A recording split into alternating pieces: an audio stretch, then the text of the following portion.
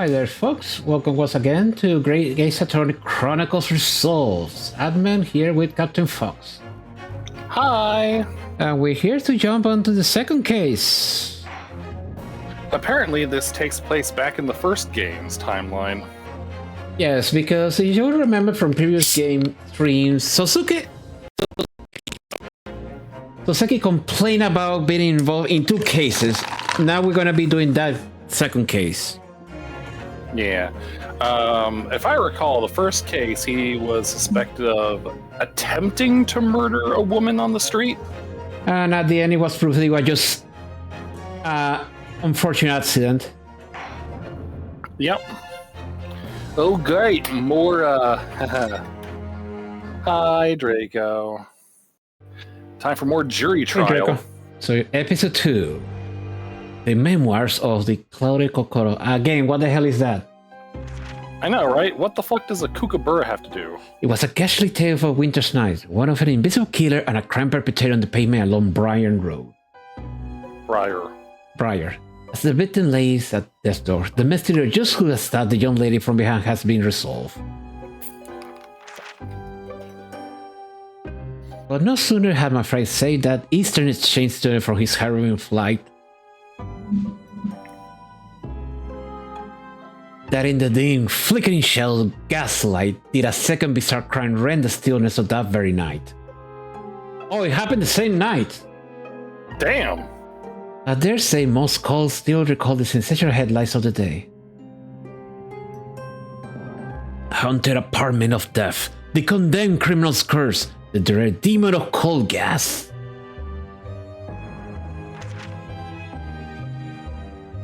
Yet, true, the great detective has at once discerned the truth upon his arrival at the scene. He only proved to be the overture that announced the rising of the curtain on a most tragic play. Alright. Let me try to remember the voice. My name is Ryunosuke Naruhodo. I'm a fledgling lawyer, just starting out on my journey. 6 months ago, I arrived as a business student of law. Having made the long voyage across the sea from the Empire of Japan to here, London, England. And on the way, in quite extraordinary circumstances, I made the acquaintance of a world-famous detective. Currently, I reside in the attic of the detective's own lodgings, from where I run my legal consultancy of sorts. I successfully defended a number of crimes in Britain's highest court, the Oil Bailey. But since a particularly grueling and unforgettable legal battle 4 months ago now, I haven't returned to the courtroom. In truth, I lost my right to return. But that epic trial was just a small part of the epic tale. A tale in which now about to awaken from slumber. Oh yeah, he didn't... Not only he never got his 1,000 yen, he lost his license. Lovely. Yep. Also, could we do multi today? Today, probably not, but let me see about tomorrow. Okay? Anyway. Thanks to a letter that arrived this morning from my homeland.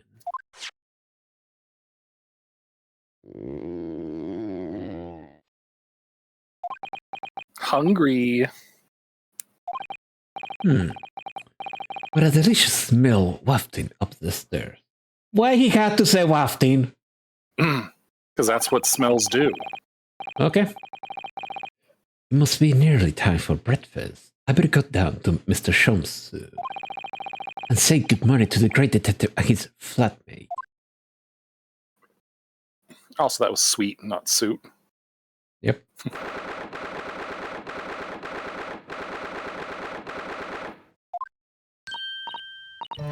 Ah, Runo! Good! I was just about to call up to you. The bacon's ready. Bacon. Good morning, Iris. It smells delicious as usual. Before we eat, though, I have some news. I had a Whoosha! Shh, not another word, Mr. Naruhodo. Well, rude. This could be just the astute thing for my pre-breakfast stagnation-repelling mental stimulation, my dear fellow. Morning to you too, Mr. Sholmes. Ah, yes, I see. Oh! So that's it. Oh! Whoa, extreme close-up! Holy shit! Personal space much? Extreme close-up! And I regret Oh my god, it! you have such pretty eyes. Oh, am I blushing? Oh, is he pinning me to the wall? Oh no.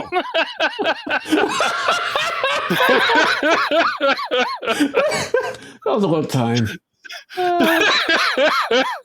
Go to Tinder Club. Yeah. Okay. The truth is as clear to me as day. My faculties of observation have revealed it again. What are you talking about? You, Mr. Naruhodo, you have, this very morning, met with a surprise. Well, that's kind of true. Well, is that not the case? um, I'll kindly remind you not to step on my lines, please. Really, my dear fellow, it barely warrants explanation. Firstly, your hair is particularly unkempt, somewhat reminiscent of a bird's nest. Secondly, you have neglected to fasten the third button of your jacket. Clearly, when considered together, these two facts point to you having been flustered this morning. well, you're not wrong. Anyway, can I talk now? No! I mean, but of course, though I don't look for admiration, you understand. My hair always looks like this. It's been this way since I first met you. Oh, it has? And the button was ripped off last night, if you remember. By you. Hurley pulled your button off?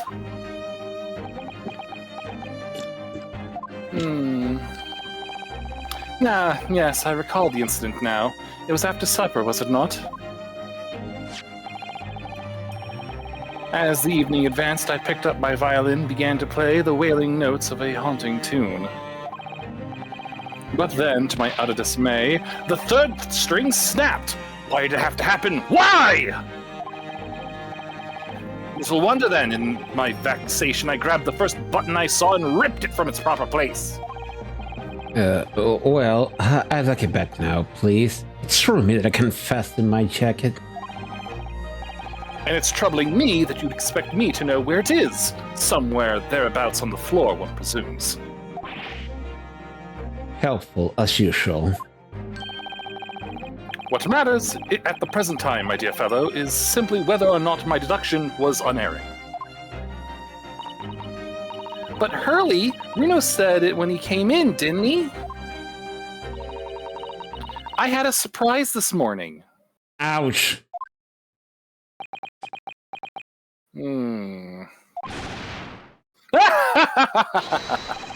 Well, that really is a surprise. Yes, this man is a pride of the British Empire, the famous consultant detective, Mr. Sherlock Sholmes.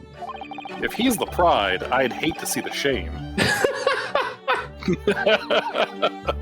There can be a single person in the world who doesn't know his name. All right then, enough of this silly conversation. Come and eat this bacon before it gets cold. And I have a new herbal tea for you to try too, my latest special blend. And here we have Iris Wilson, Mr. Sholmes' lodger and companion. A truly exceptional young girl, who's the author of a highly successful serialization here in London. Yes, The Adventures of Sherlock Sholmes, as published in Ranks Magazine. Bruno, I'm publishing a story, not breakfast cereal. So, Mr. Naruhodo, won't you put us out of our misery? What surprised you this fine morning? Ah, well, I received a letter from Japan. Oh, from Susie, you mean? Was it really? That is correct, and she had some rather startling news, in fact. Ah, intriguing indeed. You must tell us about it over breakfast.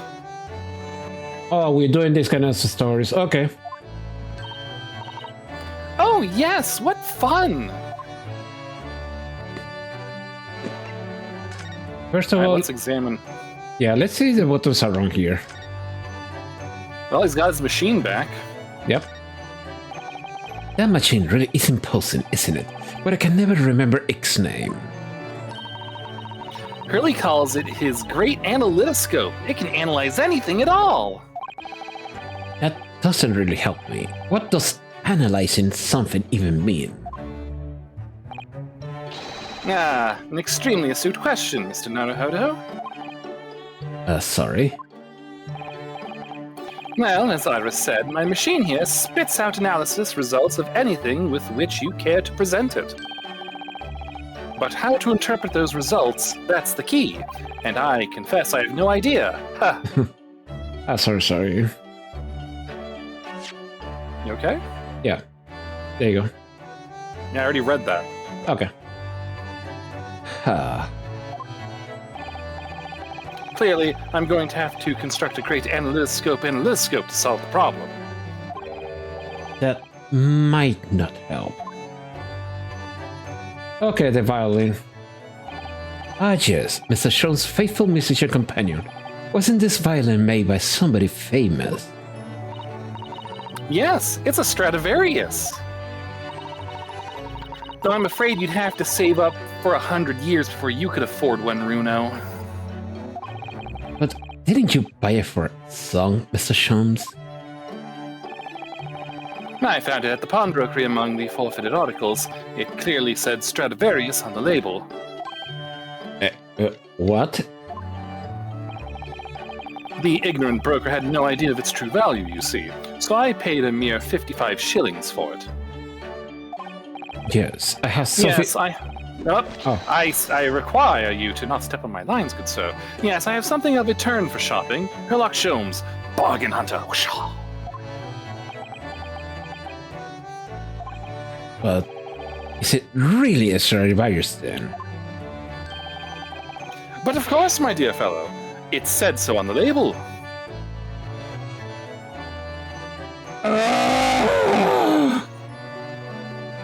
How about we use the great analytoscope on it? I think perhaps the ignorant broker has something of a turn for selling. Okay. What about the bookshelf? Anything fun on this? Books, papers, scientific implements. This shows us stuff to the goggles. Miss Susato wouldn't be able to help us if she weren't here. If she were here, she can't stand messes. Susie might not be able to stand mess, but she wouldn't dare touch those shelves. Oh, why not? Everything's in intricate balance. Hurley spends ages on it. If you were to touch even one thing, the whole lot would come tumbling down. Susie noticed it was very delicate arrangement, right from the outset. You made it sound like a meeting of great minds. But the truth is, Mr. Jones just needs to tidy up. I don't know, they say a person who keeps a messy room has a brilliant mind, or something like that.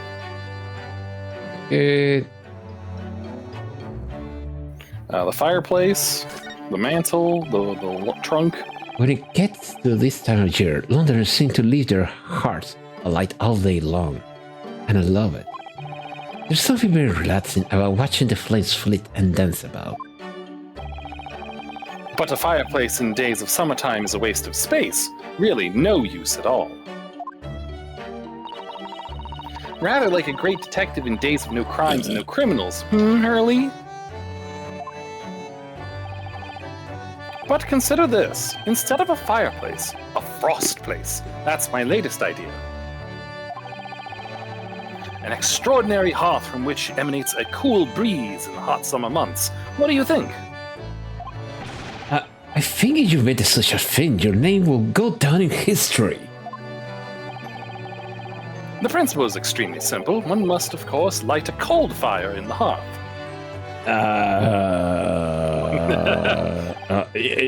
Yes, of course. Brilliant.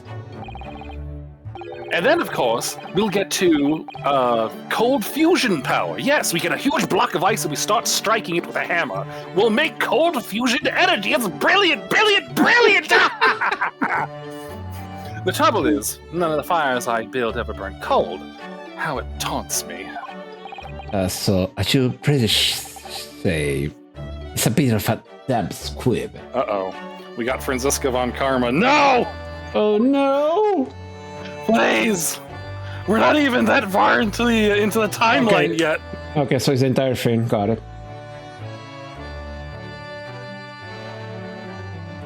Mr. Bishop? Okay, anyway.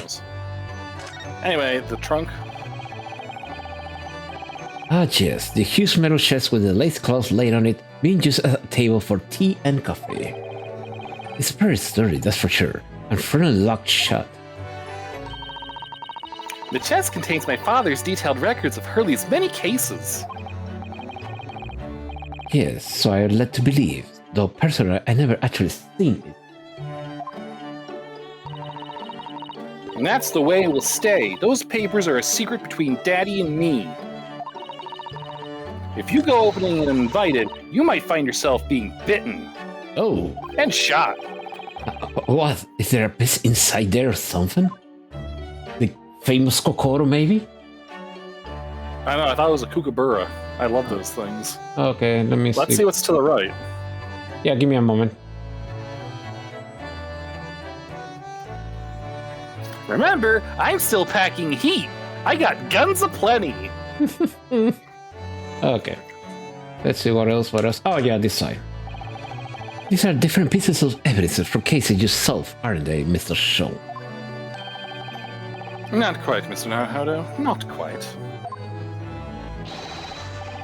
Those trinkets are a selection from cases I've solved with particular aplomb. They are souvenirs of my success. Memories, Mr. Naruhodo. Memories.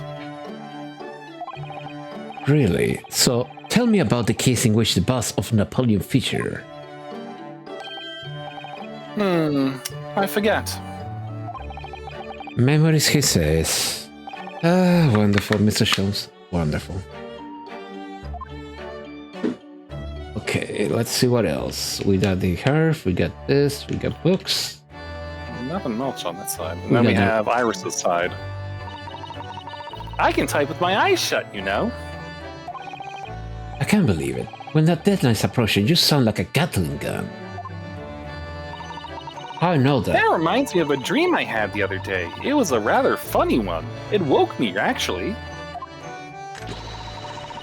I was typing for a whole hour in pitch black, but I didn't make a single mistake.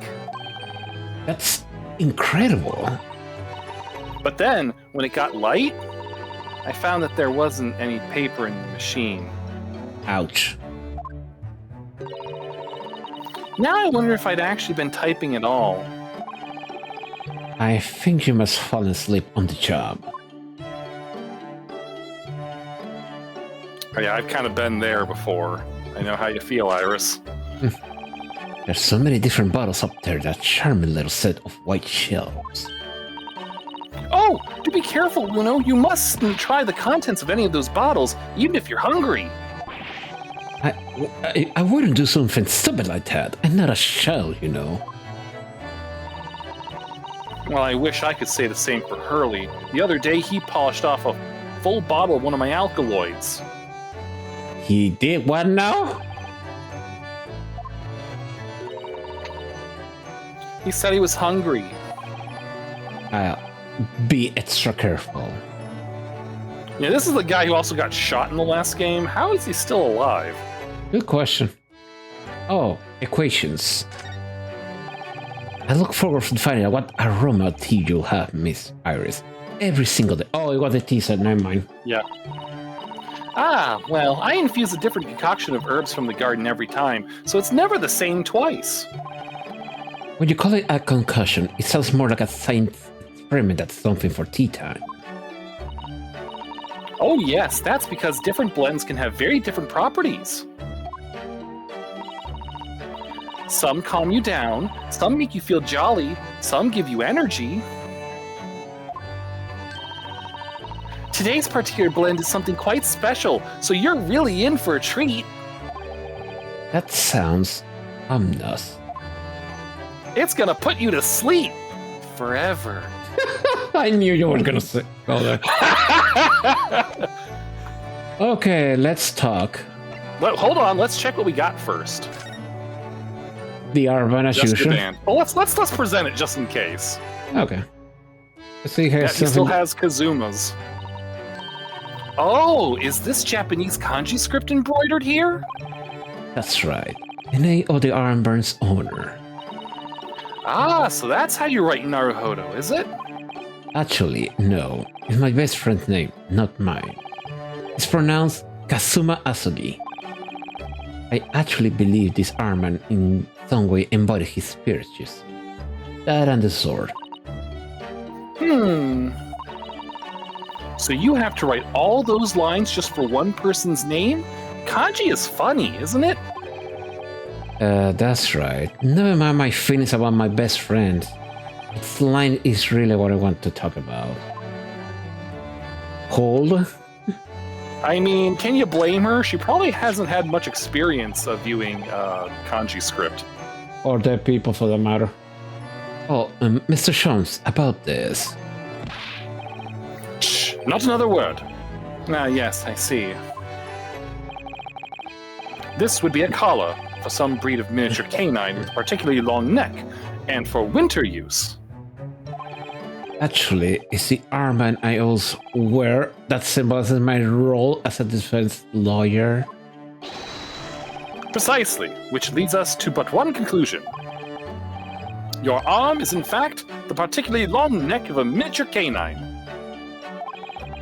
I'm starting to wish I never showed him this now. The man's barking mad. Okay, let's talk now. Yeah. About the letter. This is the letter that arrived from Japan this morning, by international post. Oh, how lovely! Look at Susie's beautiful writing. I wish I could read it. And how is your judicial assistant faring, may I ask? She's very well, thank you. In fact, according to what she's written, she actually appeared as a lawyer at the Japanese Supreme Court and won a case. Ah, really? Oh, isn't she wonderful? A cut above your good self, my dear fellow. I won cases too, you know. Apparently, Mr. Natsume appeared in the trial as a witness. Natsume. No, I don't recall that name. Of course you wouldn't recall him. Of course you do. We helped the man. Twice. You know, in those two cases that took place on Briar Road 6 months ago. Ah, the mustache twitchy man with the somewhat feline eyes and the mustache. And the poses, don't forget the poses. He didn't have two mustaches, Hurley. Yes, who could forget those two cases? They made a very deep impression on me. Although I must confess, the details are a little hazy now. A very deep impression they made on you, clearly. Now the startling news. So, what was this startling news penned by Miss Susato? Do you remember the case of the haunted lodgings, Mr. Sholmes? Ah, yes. It's very interesting, you know. I don't feel entirely uncertain that a case of that nature did not occur. It's totally forgotten then. Anyway, in her letter, Miss Susato asked while we read over her case's notes again and investigate further. Though it took place half a year ago. For what purpose? Because of something that Mr. Natsume said to her, apparently. He suggested that the real reason why she was called back to Japan so suddenly Might have something to do with that case of the haunted lodging. Oh? Mr. Natsume's return to Japan. Miss Susato's father questioned him about the case, she said. And something Mr. Natsume said appeared to trouble Professor Mikotowa, prompting him to send that telegram. Oh, that case! Yes! It was very strange, wasn't it? Yes. And I had compelled the whole story into a nice, neat manuscript ready for publication, too. But then Hurley here was all funny about it, remember? He was very mean. That story must not be published, you said, very mysteriously as well. Really? I said that? Are you sure? Did you perhaps know something about it as well, Mr. Sean? About why Miss Susato was suddenly told 4 months ago that she had to return to Japan? Repatriation. That's a word I haven't... Oh yeah, I get the word. That is a word you don't see very often, repatriation. Yes. It's been 4 months now since we waved Susie off at Dover. It was such a shock, wasn't it? The way she just suddenly announced that she had to go back to Japan. Indeed it was, due to a telegram she received from her homeland, I believe. That's right. Telling her to return urgently. Yes, because her father had passed away. No! What the hell? It's just that he was suffering from high fever, the cause of which was unknown. He's not dead. But according to this letter, that news about her father's fever was just a ruse. A shamble. A fraud. A ruse! So Susie's daddy lied to her so that she'd make the voyage back home? Why would he do that? I have to admit, I have absolutely no idea. What she believes is almost certainly related to the case of the haunted lodging. And yes, I see the clip. I get it now. Anyway, sending her back to Japan so suddenly like that. I wonder what Miss Susato's father is hiding. Hurley, do you know what it's all about? Whoa. Well, sorry, I was busy quick changing, as I usually do. But who can say? What you said? Pshaw! Please, I have engagements, my dear fellow. My calendar is quite surprisingly full today. And a stringent analysis of the matter would be excessive, I feel, even if I were quite at leisure. So, man the fort in my absence, won't you, Iris? I will, Hurley. Don't worry. See you later. And he just disassociates. And he disassociated very quickly there.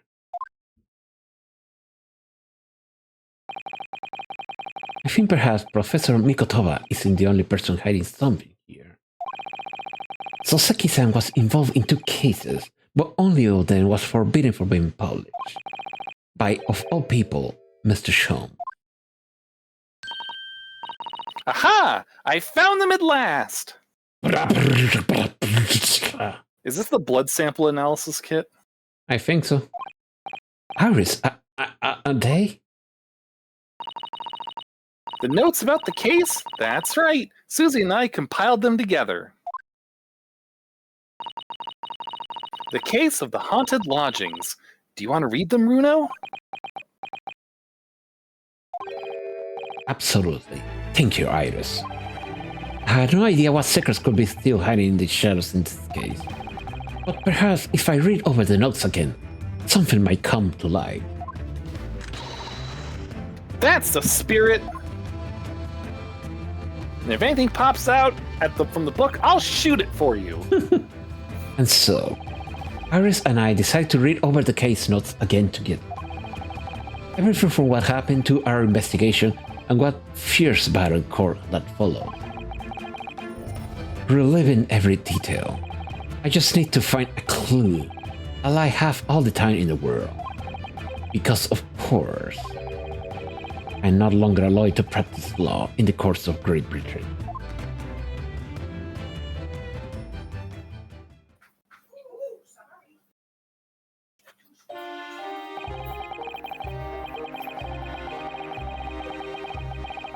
Oh yeah, this is her writing.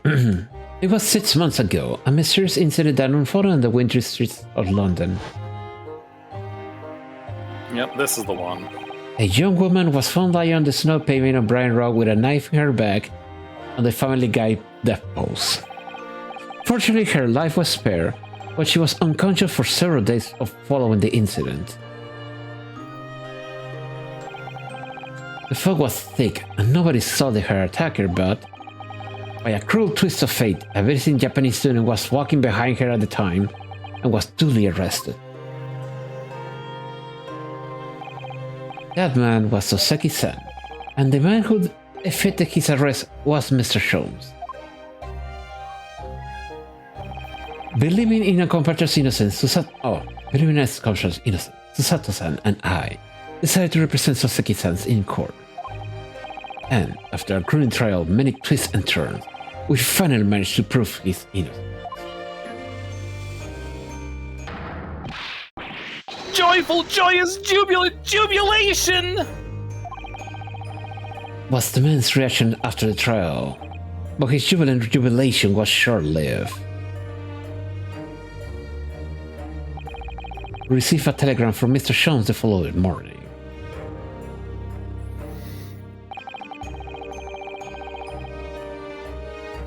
The victim of the Bryan Road stabbing has regained consciousness. Hurry to Bart's at once! So Susato-san and I summoned a hansom and headed immediately to the hospital. A handsome what? No idea. Why was it handsome? No. Hello, what's this? Yeah, wasn't this the hospital that Yep. Herlock was in? Yes, and there's a cute little rat. That's a huge rat. There you are at last. Good morning, Mr. Sholmes. I think not. Oh! You're late! What on earth took you so long? It's not a fault hansoms are so slow. Your telegram only arrived at 5 o'clock, Mr. Sholmes. It was a 20-minute ride from the hospital! That's right, and it's past 5:30 now. I feel we made very good time. The time is utterly irrelevant. The fact is, I have been waiting for what felt like an eternity.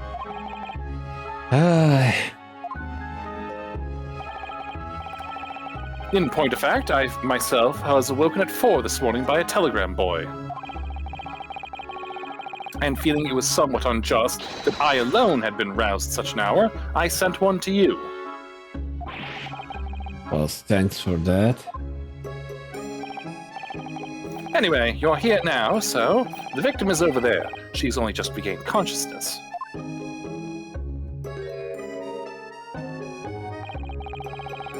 You should introduce yourselves, and I shall observe from here.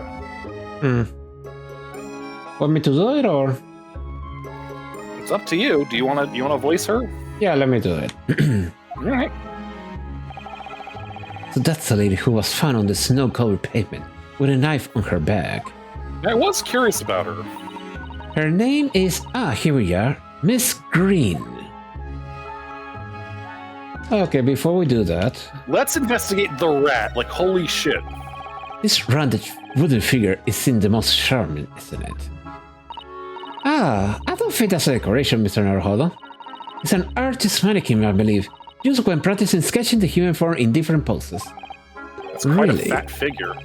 It's not exactly what I call a typical figure for that purpose, though, is it? No, I suppose not. I confess I've never seen one quite so full figure before. Well, if you want to draw a full figure person, it's the right tool for the job. Let it be known, people, that in Victorian England, fat fetishes were everywhere. Okay, there's a portrait here. Look, there's a photograph in this frame here. Oh. Oh yes, it's a picture of a young gentleman. He looks to be about the same age as Miss Green, I would say. Perhaps the young one was a special someone, do you think? Actually, that's my brother. My, Mr. Hull. I didn't know you had a sense of matters of the heart. Not in the least. I sincerely said the first food I thought of. Anyway, let's look That can say a lot about a person. Let's look at the rotten room. A rat! Mr. Hull! An enormous smell! A rolling R.U.S. Vermin in a hospital. That doesn't seem the best. But it looks like a very healthy specimen, doesn't it? It's very plump. I'm not sure we can say that's down to the excellence of the facility. Is that what you're thinking? Well, Oh, it's cute. Let's keep it as a pet. basically. Oh. These are the patient's treatment notes. Let's see. Do not feed. No! What is this place? A zoo? You know, it's hard to remember seeing an almost identical sign in our local park. For the pigeons, yes. This is a person. At least I'm hoping that's a person. Poor woman. I hope she hasn't read this. This is horrible. There's a lot of hot bottles in that cabinet, aren't they? Do you think it's safe to keep them like that? On top of her, for the matter. Did you want a patient here? I feel sure you take some medicine by mistake when you were half asleep. It's a worry, but at least the cabinet has a lock, even if all the flimsy looking one. Oh, I had known that you managed to unlock that somehow while you were looking half asleep as well. There are limits to even what I can do when I have sleep, you know, Mr. Sato. I mean, you did kill your best friend in your sleep. Are you? There's another one. There are all sorts of medicines in this cabinet, too. Look. I'm not sure it's safe leaving it in reach of everyone like this. Yes, you're right. I can imagine you were peckish. You might try a whole bottle, too. Well, at least there seems to be a little lock to secure the cabinet doors. I don't imagine that will stop you if you were hungry. I worry that you break the lock. Hunger doesn't turn me into a criminal, you know, Mrs. Sato. Yeah, what's the chart on this bed say? This looks like treatment notes for whoever's occupying this bed. Let's see.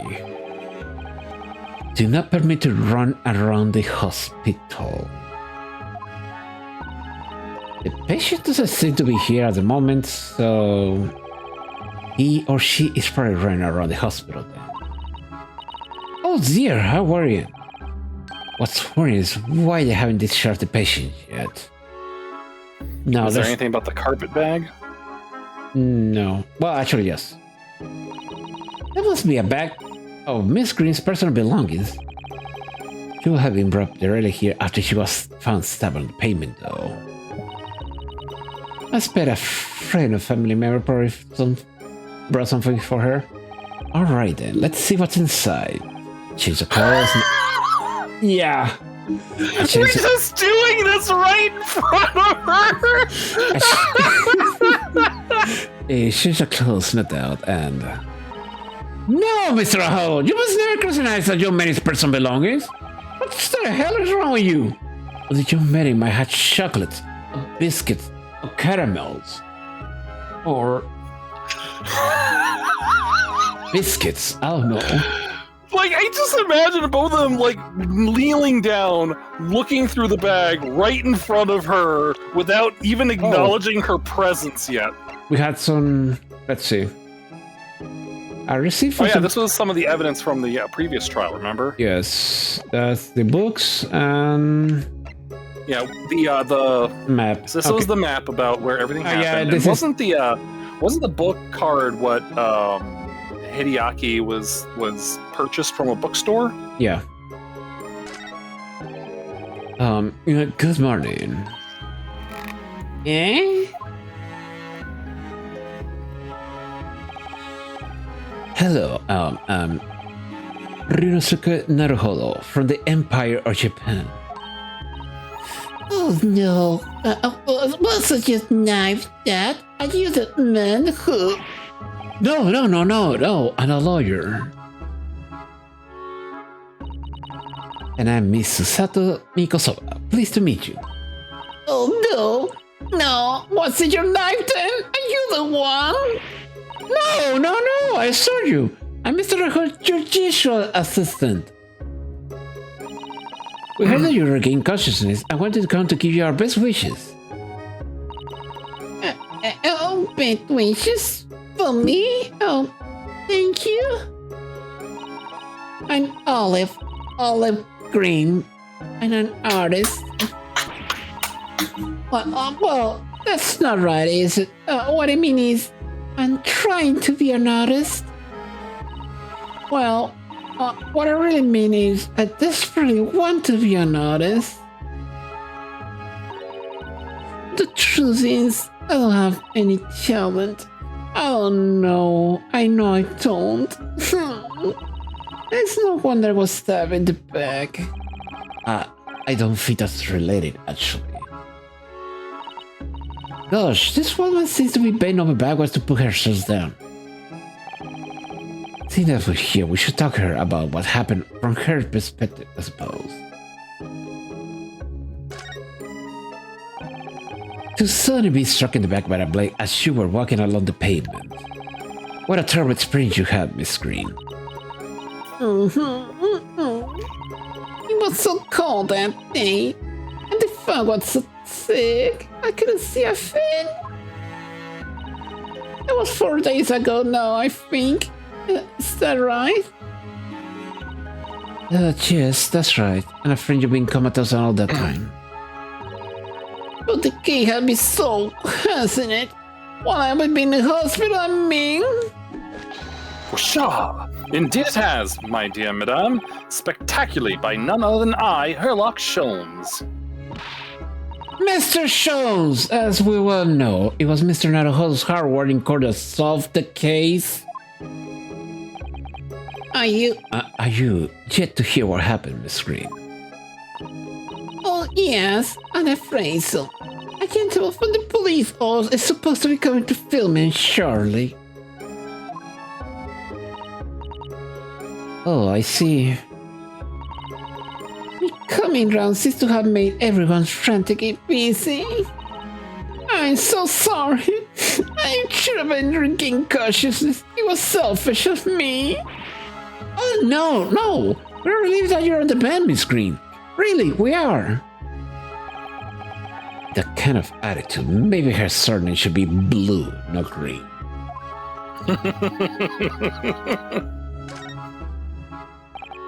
So, you're an artist, are you, Miss Green? Oh no, I couldn't possibly claim that. I'm a fleeing artist at best. I What's mean, with that key around your neck? Yes. and a student of art, really. The Thorndike Academy of Fine Arts. Oh no, are we gonna meet those circus performer folks that just made like a bit part in the related case in the last game again? Apparently so. Oh my. Good, I get to be the foppish guy again. Yay! Oh my, an Academy of Fine Arts. Great Britain is such a wonderful country. And tell me, Miss Green, do you live hereabouts? Oh no, actually. I don't understand it, but I have a little flat on Brixton Road. I see. How very interesting. Oh no. Is it? Brixton is some 10 stops away on the underground from here. And Thorndike Academy is a mere 3-minute walk from Brixton town center. Does that matter, Mr. Sholmes? Perhaps not, but Briar Road is a far less salubrious part of town by comparison. dwelt in by those of inferior means, including the maleficent Mr. Mustache. Oh my god. Inferior means. I suppose Susaki-san does fit the bill. It struck me as somewhat out of the ordinary for a young fine art student to be walking in such a district. That's all.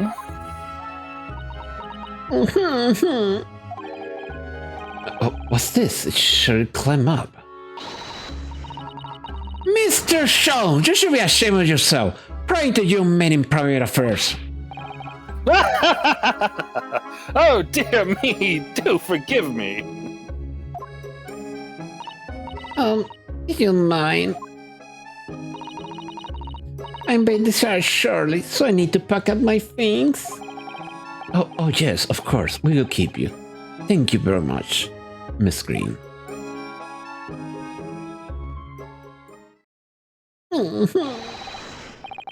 Is there a Mr. Narrowfather here? Mr. Narrowfather? Oh, Constable Bailey. Narrowfather now. If you're looking for Naruhodo, the liar, that's me, but... Ah, Mr. Narrowfather, good. This is for you. It's a message from a Mr. Saucy Nutsmeg. Oh no. Mr. Natsume? Send a message to me? Why would a policeman be delivering a message from Mr. Natsume? Exactly. What is going on? Scotland Yard Constable doing playing delivery boy by this time in the morning. Ah, what are you waiting for? Let me see that. Oh my... hey!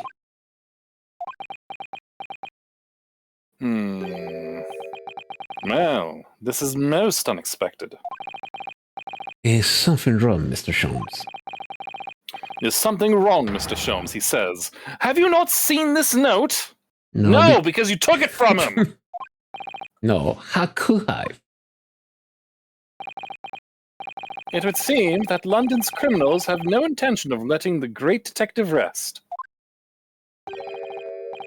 A new case calls, a case of murder no less. We must depart at once. Murder? Murder? Call a cab. Time is of the essence. The trouble is, we used to read Mr. Natsume's note. I was thinking we ought to paint a visit on his lodging, but we did. That would be entirely convenient. Convenient? What do you mean? It's all here in the note, my dear fellows. The murder we must investigate took place at Mr. Mustache's lodgings. What? A hell of Fraser. What the hell are those names? Don't look at me. I've never been to Britain. Handsome Fraser? What the hell? It was only yesterday that Sasaki-san was in court, dispelling doubts about his innocence. And now, the very next day, there's a murder at the man's own address? He may very well be unlucky he to man murdered alive. Joan Garrideb. Or so it seemed to us at the time, but we were soon to discover it was worse than we thought.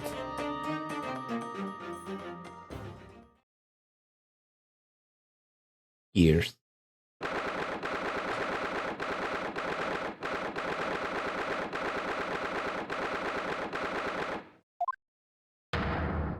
Oh! No, not the foppish guy! What on earth? Oh my! The gentleman deceased! Without question, he's dead! Oh, welcome student, Mr. Naruto, Esquire! Mr. Natsume. Oh, why? Why is this happening? Why to me? I've only just got out of court yesterday! And I was finally home after 2 days of misery! And then when I wake up the next day to this, no early bird should catch a worm like this!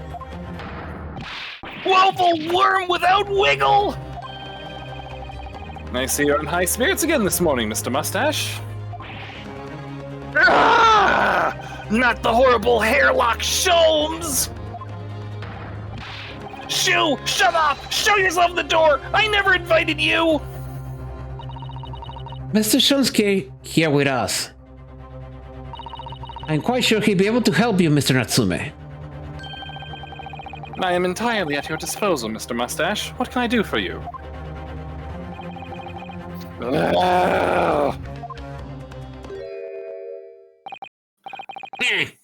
Here we are, already. The busybodies. Oh god, he's got his unlimited fish and chips. Nah, Inspector Gregson, what a pleasant surprise. Oh, listen, is it? Give me heartburns every time I see your face at a crime scene, Jones. Pshaw! Ha! And I deduce, Inspector, that your heartburn is a result of your excessive consumption of fried food. Good morning, Inspector. This is a crime scene! Don't you go touching anything! Or good morning to you too, Sunshine. Okay. Alright. Here we go. Okay, not much to look at. Aside from what the hell is this?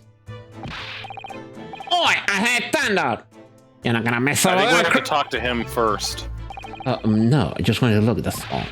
No chance! I know you're kind. You mess up, I'm just looking at it. Ugh. Somewhere's not bad, man. I think there's certainly some bad air in here, isn't there?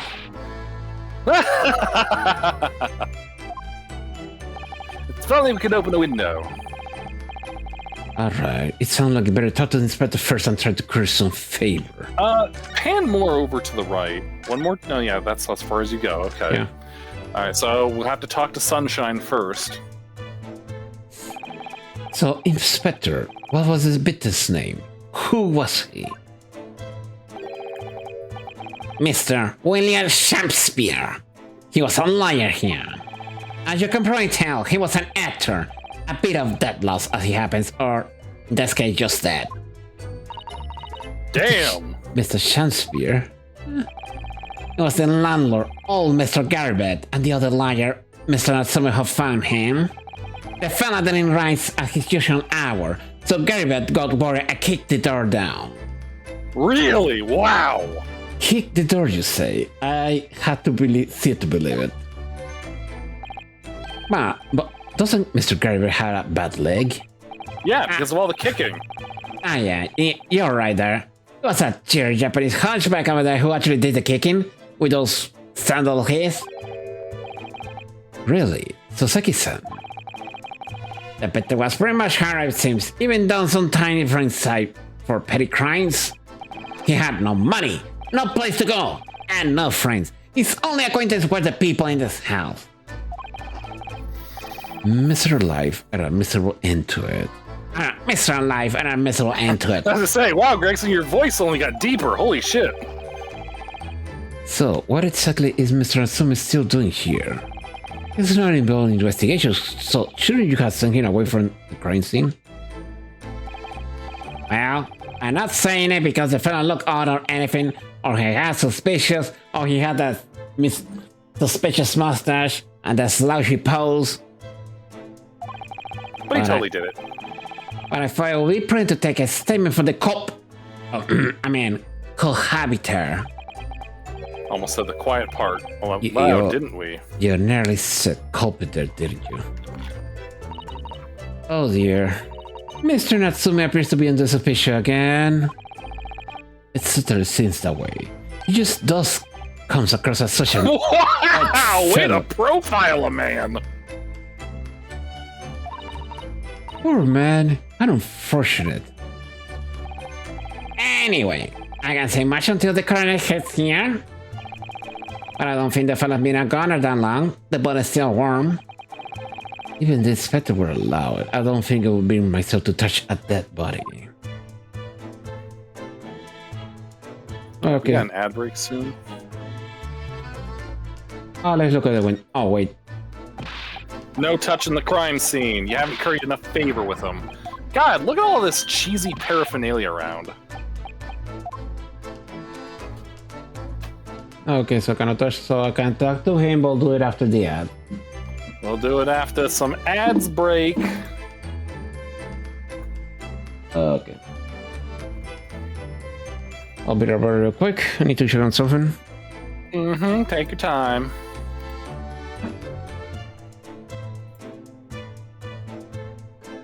Actually, let me do this.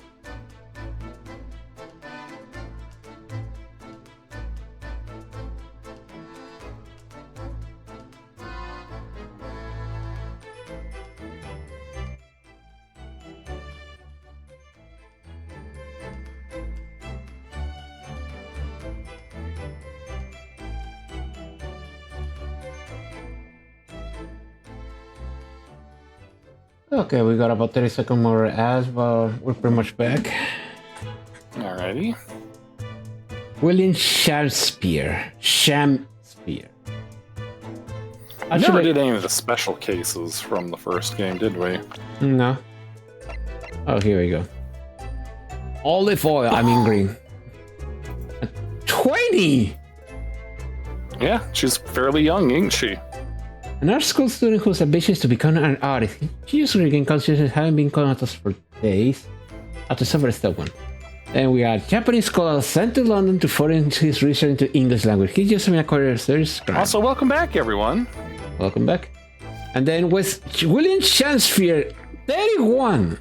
The victim of the current case, I fell after renting a room in the same building as Mr. Natsume's lodging. Okay. I'm dead, everyone. I never got to even have a voice line. What a terrible thing to have happen. It's only been 3 days since I was arrested for the incident on the pavement outside. And then, having finally regained my freedom, it starts happening all over again. Endless existence of excruciating experiences! So, the Bitten live here on the ground floor, and your room is just one story up, isn't it? Yes, that's right. In a way, we were neighbors, I suppose. So, did you know the Bitten? Were you friends?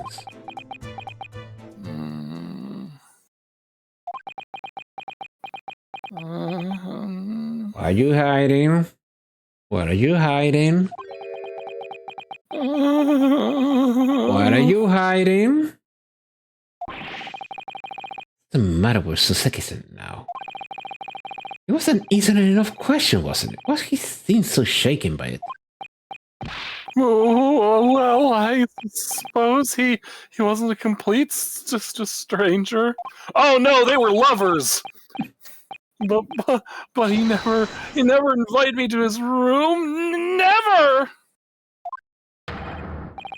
On my honor, I swear it.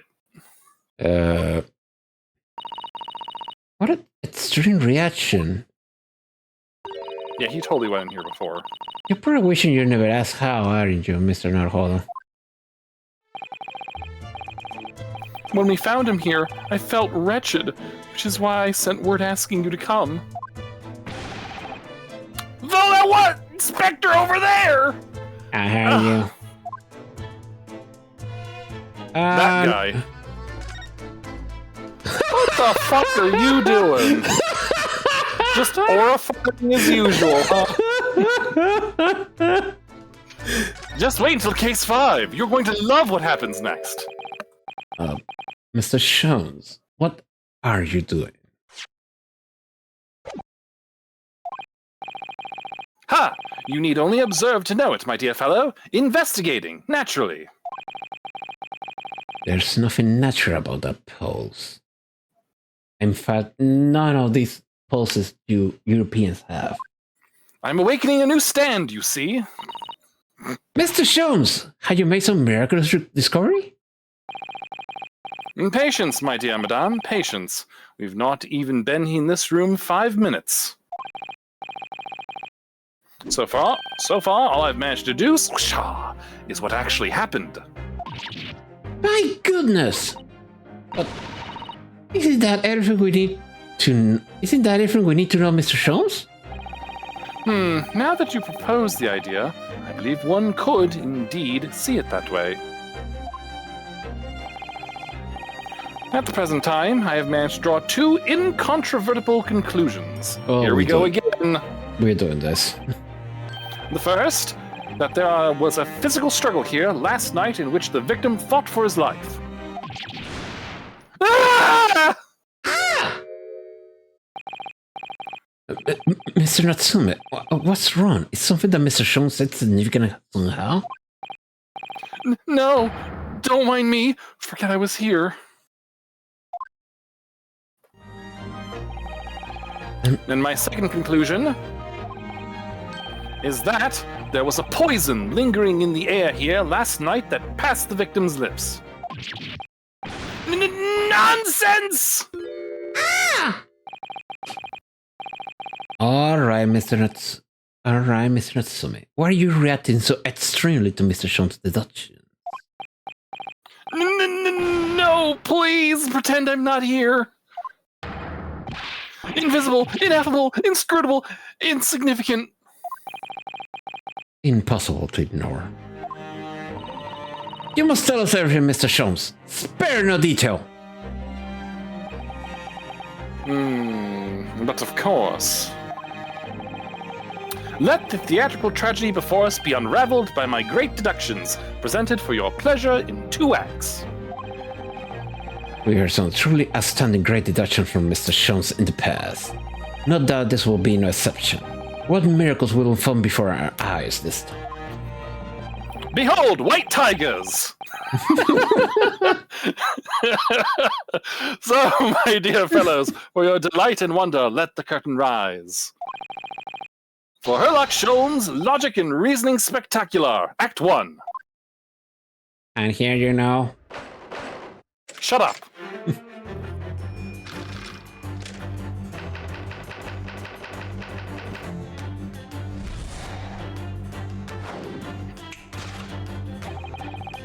Careful observation of the victim reveals to us the events that transpired in this disconsolate room last night.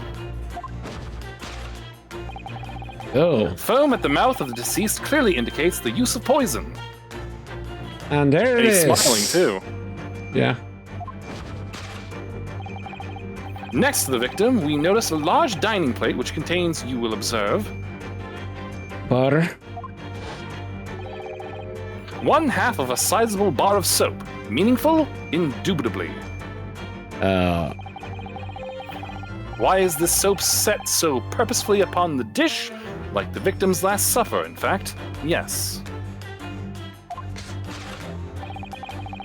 Could it be that the man was about to eat it? Of course. The fork reveals the answer. Okay. It appears that the young man's appetite was his undoing. Taking up arms in the form of his cutlery, the victim engaged in a deadly battle for his life. Huh. Yet the struggle against his hunger was in vain, for in the end he couldn't resist devouring the slippery feast. But London's foul soap is besmirched by foul poison. Yes, the victim's life was claimed by poison that tainted the contents of the plate.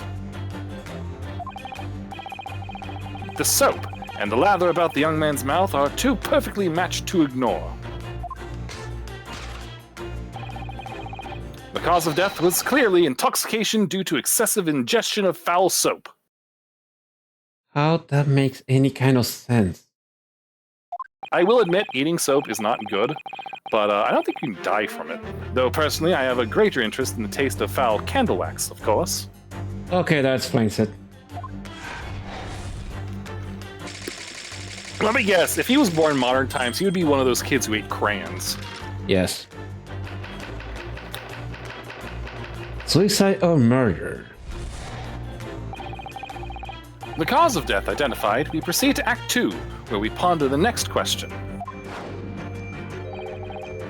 Was this suicide or murder? Uh-huh, so Soseki knows something. The audience will recall that the death occurred during the victim's Last Supper. Did the man dine and die alone? This single teacup suggests the answer. Surprise! To draw the conclusion of such meager evidence would be foolish, however. Certainly. The careful criminal could have absconded with his own cup to cover his tracks. Soseki, you're not doing any favors by that face It's you're very doing. twitchy. Well, allow me to lift the veil of doubt, my dear fellow. Oh. Indeed, what reveals the answer, of course, is the broken lock. Does it? Though forced to open now, at the time of the incident, this door was locked. And the sole key was in the victim's pocket. In other words, when the victim consumed the poison, he must have been alone. Alone with his inferior soap, from whence wafted an inferior scent.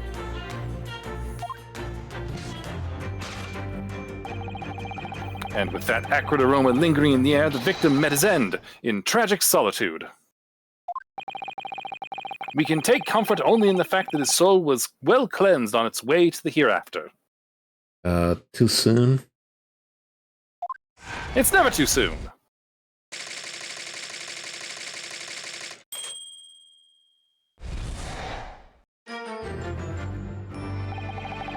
Thus concludes the final act of Herlock Sholmes' great deduction. Hey, Draco. He's been here for a while, my guy. I know.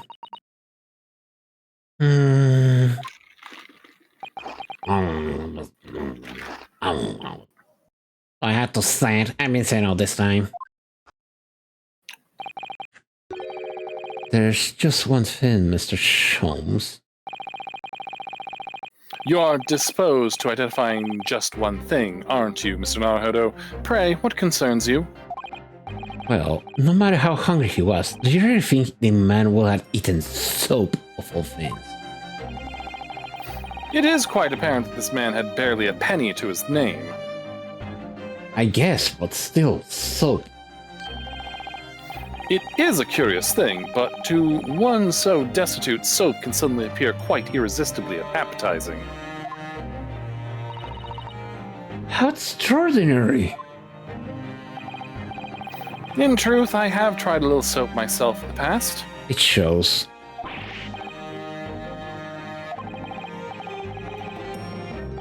No, my dear fellow, it was some time ago now. My postulation was that it would have cleansed my gut.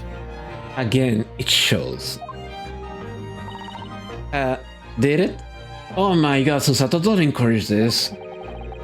As I writhed in agony on the floor and spilt the contents of my stomach, yes, I believe it did. The experience taught me a valuable lesson. Soap is quite poisonous. It has an unpleasant taste and leads to great discomfort. In summary, I cannot recommend it. Yeah, but I don't think it will kill someone. Wait a minute. Remember when Iris said that he once drank an entire bottle of alkaloids? Isn't that kind of what soap is made of? Yes.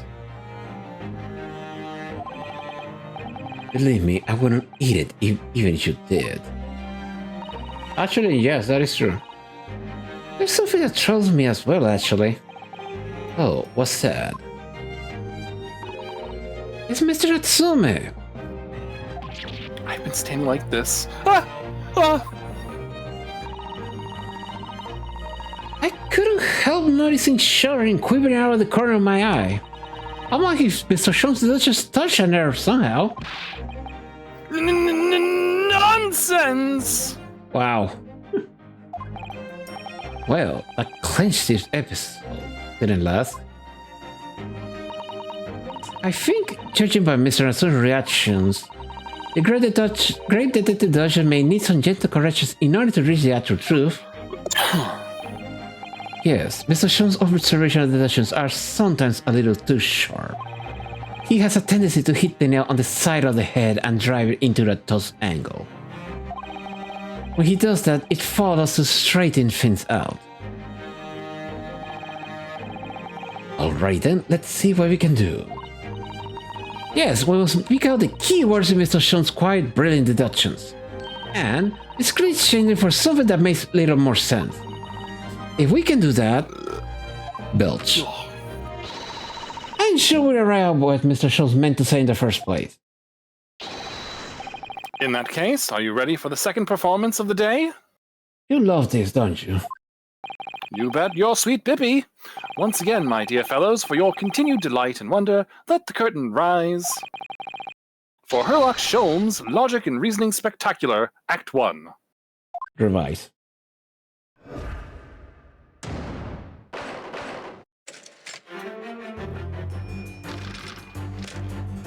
Okay, here we go.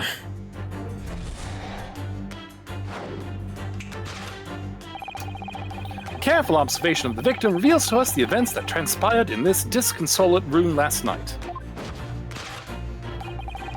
Foam at the mouth of the deceased clearly indicates the use of poison. And there it is. Next to the victim, we notice a large dining plate which contains, you will observe, 1/2 of a sizable bar of soap. Meaningful? Indubitably.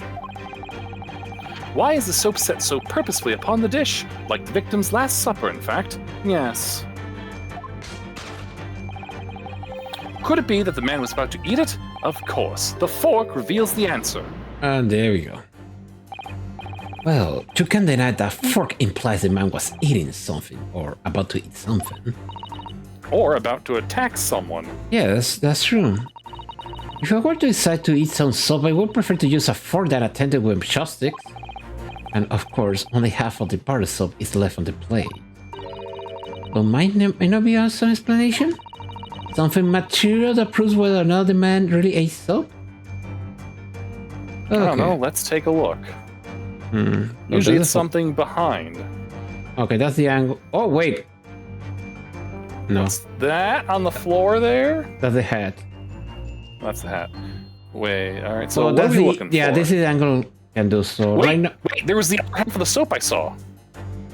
What's up? This? No. Keep turning and keep your eye on the floor near the hat. Oh, the other hat. Oh, I see. Look, there's more soap on the floor here. Mr. Shams here must really love the stuff. Let's not to jump to the conclusion, Mr. Huddle. Look closely at the soap. Do you see that will fit together perfectly with the half on the table? How can it be? I think that they are two halves of the same soap that broke apart. Well, But let's look at the teapot first, just to see what happens. But yeah, it's definitely soap. Do you think he was drinking tea with this soap? The cup's empty, so there's no way of knowing. How about this for an idea? Perhaps the cup was full of water, and with dissolving soap so you could gulp as much down. What is it with eating soap, honestly? Please remember that he may actually be the soap lover that he's been made out to be. I mean, it's possible he could have. Okay, let's present the other piece of soap. Yeah, let's try that. Yep. Could it be that the man was about to eat it? Of course, the other piece of soap relieves the answer. That'll be you. It being the other half of the soap on the table. In short, the victim was not eating soap at all. But it's obvious, really, for no depths of hunger could drive any man to attempt to eat soap.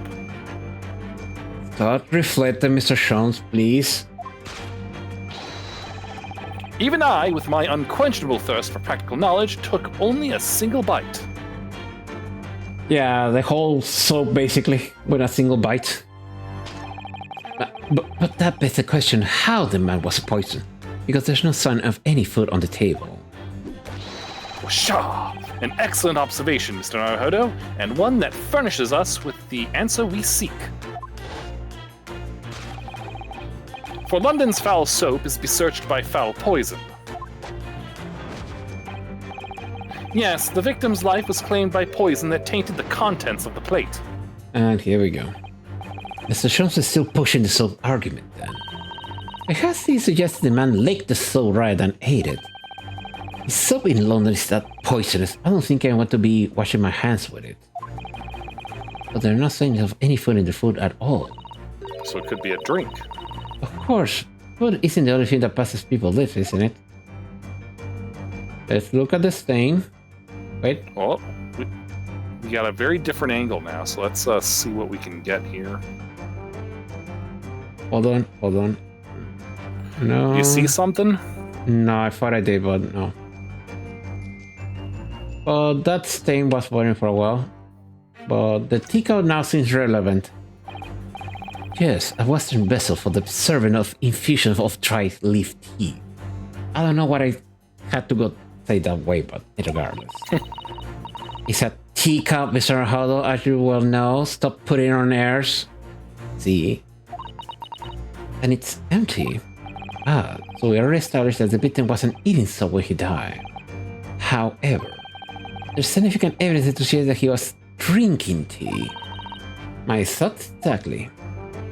Well, they seem to agree, so that means that we should probably be presenting the cup. Yeah, that's the angle we can go. And for some reason... Well, let's examine the fork. Oh yeah, let's examine the fork. If the victim didn't eat the soap, then what did he eat? Yes, it's a real mystery, isn't it? I got it. He wasn't interested in eating the soap at all. It was his fork. He wanted to satisfy Mr. Naruhodo, I really don't think it's helpful to continue with the reason that the gentleman had peculiar taste. Usato-san such a gentle way with words, but I know what I'm being told of. Yeah, that's clearly don't present that language. Yep, it's a teacup.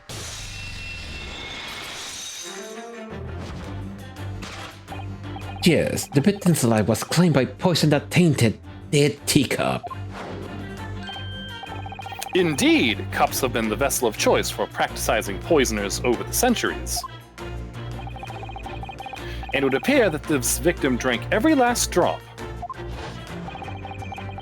There's no sign of food anywhere in the room. Which leads us to the immutable conclusion. The cause of death was clearly intoxication due to the ingestion of poison contained in this teacup. Yeah, that sounds more reasonable.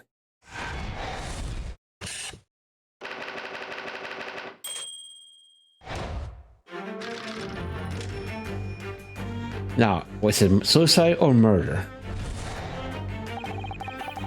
The cause of death identified, we proceed to Act 2, where we ponder the next question. Was this suicide or murder? And Mr. Saseki knows something, I guess.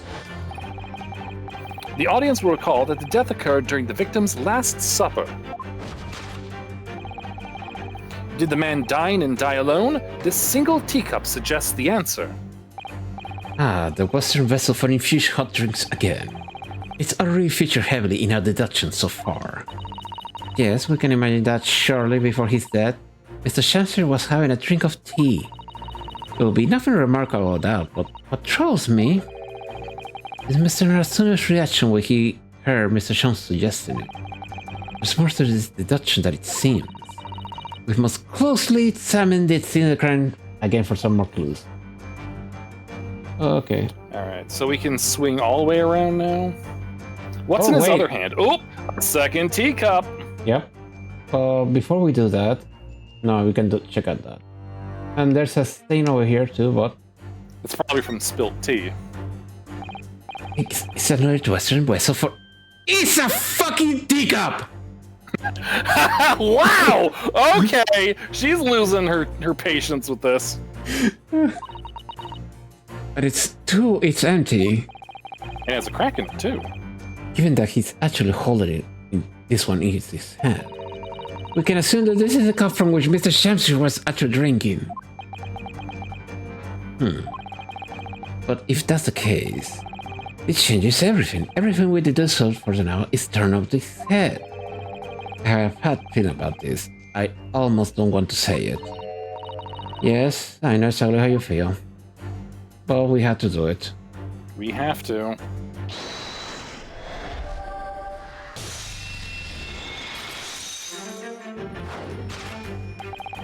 The man dying and dying alone.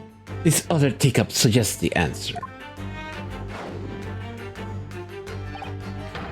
Yes, there were 2 teacups in this room all along. Ah. In other words, this is a strong indication that the victim's last supper, there was a guest present.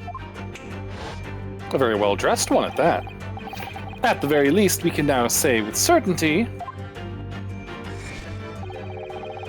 that somebody else was here in this room last night, taking tea with the victim.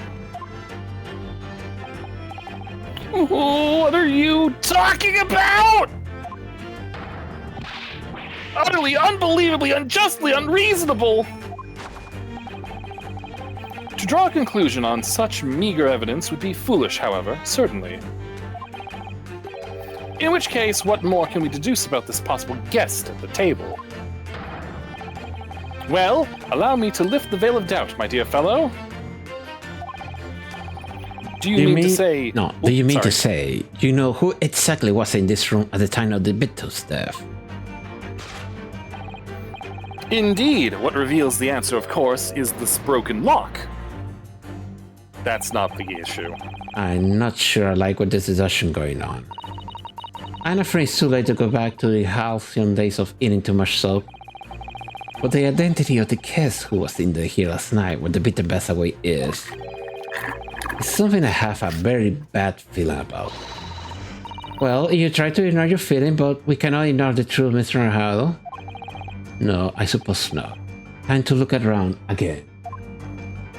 Well, they said that the lock was broken this morning when they tried to get into the apartment, so... Okay, there's a candle. What about the bottle? I'll check that in a moment. Every Mr. Shamsir didn't eat candles, it seems. We already established that he didn't eat soap either. Drop it for the love of God. Do you think perhaps the guest brought this candle to here last night? Even if he or she did, does it reveal anything about the guest's identity? Good point. There goes my idea. Snuff like a candle away. You sigh so dearly, Mr. Huddle. You're in danger of blow out the flame. Okay, let's check out the bottle. There's an empty bottle. Oh, could be this. Those were Suzuki's books. Yep. Possibly. Let's check the bottle. Why, let's check the bottle first. It's empty. Empty of liquid, but full of air.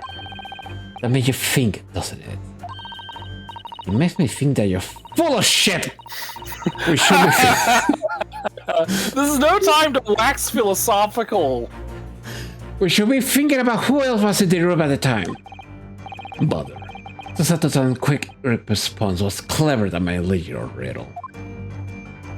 There's also a pair of glasses. No, it's gonna be the books.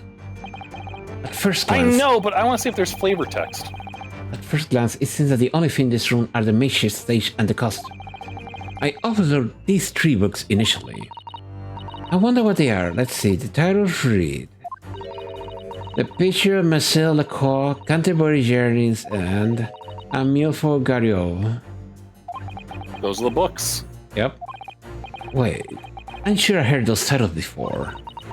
It could be an incredible coincidence, but they're the sad century books that Mr. Natsume purchased the other day. Nani? Yes, on the day of the unfortunate incident when Miss Green was stabbed. Mr. Green, I didn't know she was married at 20. Toseki-san was just been to a boot shop and bought them, that's right. And now those 3 titles are here in the room of the victim. Yet Mr. Natsume claims never to be here before. I mean, he could have carried them in with him when they broke into the room. Yeah. What does this mean, do you think? I really don't know what to make out of it. But what about the okay. pile of familiar books? Nope. Nothing. All right, so yeah, it's the books.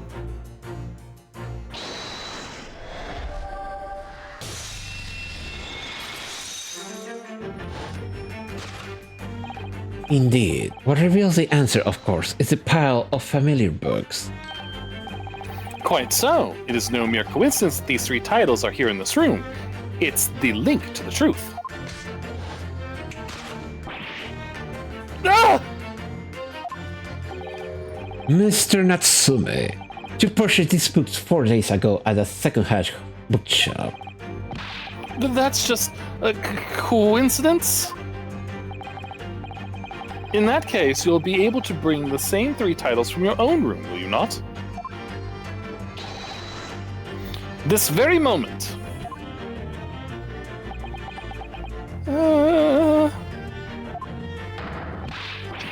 Never! Non-negotiable! You can bring your own copies here. It proves that these 3 books are in fact yours.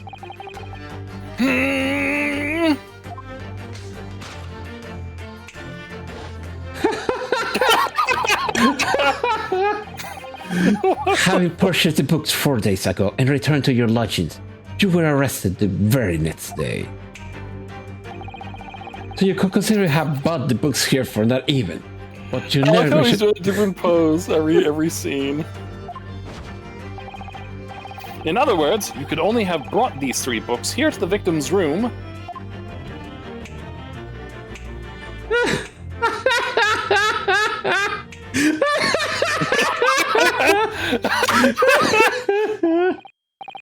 Last night, having returned to your lodgings after the trial concluded at the Old Bailey. Oh.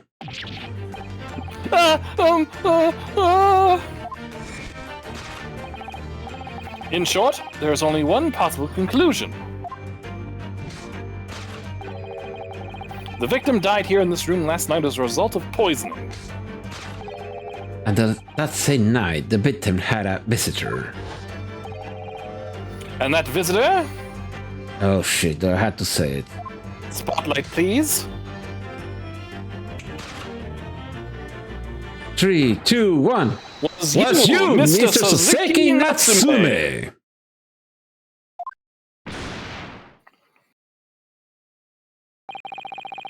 Thus concludes the final act of Herlock Sholm's Great Deduction.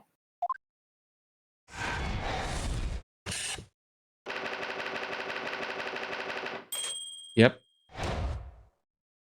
So May knows something, but for some reason is keeping quiet. Elementary! Or is it secondary? I don't know. High school.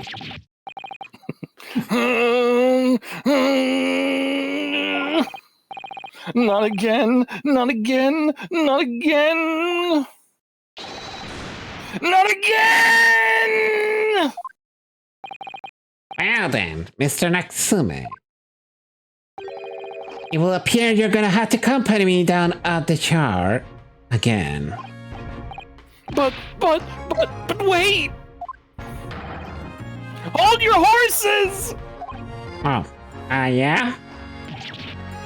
Door! Key! Locked! Entry! Exit! Entirely impossible! He's so flustered he's being even stranger than normal.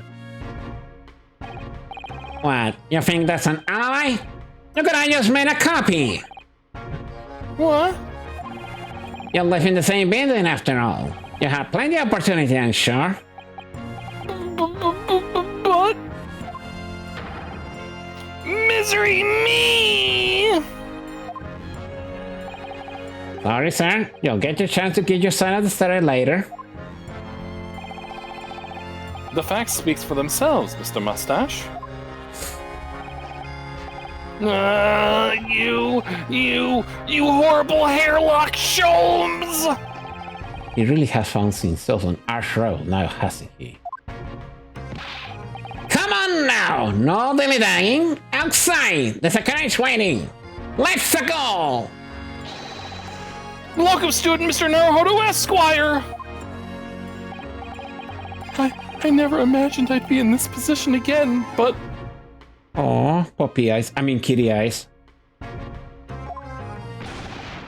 You have to help me! Please, please, I'm innocent! Sorry, but only puppy dogs can do those eyes. Alright, I understand. We'll come to your cell later and talk about it. And one more thing. Oh, yes? My poor little kitty cat. Please give him his breakfast for me! Meow. Meow. That's a deep-voiced cat, jeez. And so, his evil curse still apparently unbroken. Suzuki-san found himself once again as the prime suspect in a case of murder. Thanks to the incriminating deduction of the great detective. It was my pleasure, really. My dear fellow, that honor belongs to you. Ouch. Alright, there we go. Well, at least, at least that means Inspector Gretson is no longer here. We can examine the scene crime in more detail now. The scene crime? Yes, that's right. And of course... What? Have you forgotten what the inspector mentioned before? It was the landlord, Mr. Garibet, who discovered Mr. Champsphere. Ah, Mr. John Garibet, yeah. I expect we can find him sitting around at the top floor as usual. Right. We must remember to go and talk to him later then. Okay, let's Alright, so start. let's look around. Let's start with the body. Yes. Oh, the poor man. So young to die. He's 30. He was in his 30s. Do you suppose it was a very painful death, being poisoned as he was? I don't know. All we can do now is hope that he'll be reborn to a better life. Yes, I suppose you're right. I wonder. Do you think that putting our house together in a Japanese fire will have a British soul? Sorry. I made sure I had a reference to the race just for an occasion like this, actually. This book is entitled The Beginner's Guide to Praying for the Departed, the British Way. Alright, let's put our hands together and pray for the Lord and Savior Jesus Christ for assistance in this. Just rereading out. One moment. Blah, blah, blah. We put our hands together and we say, "Will you please help us, Jesus Christ?"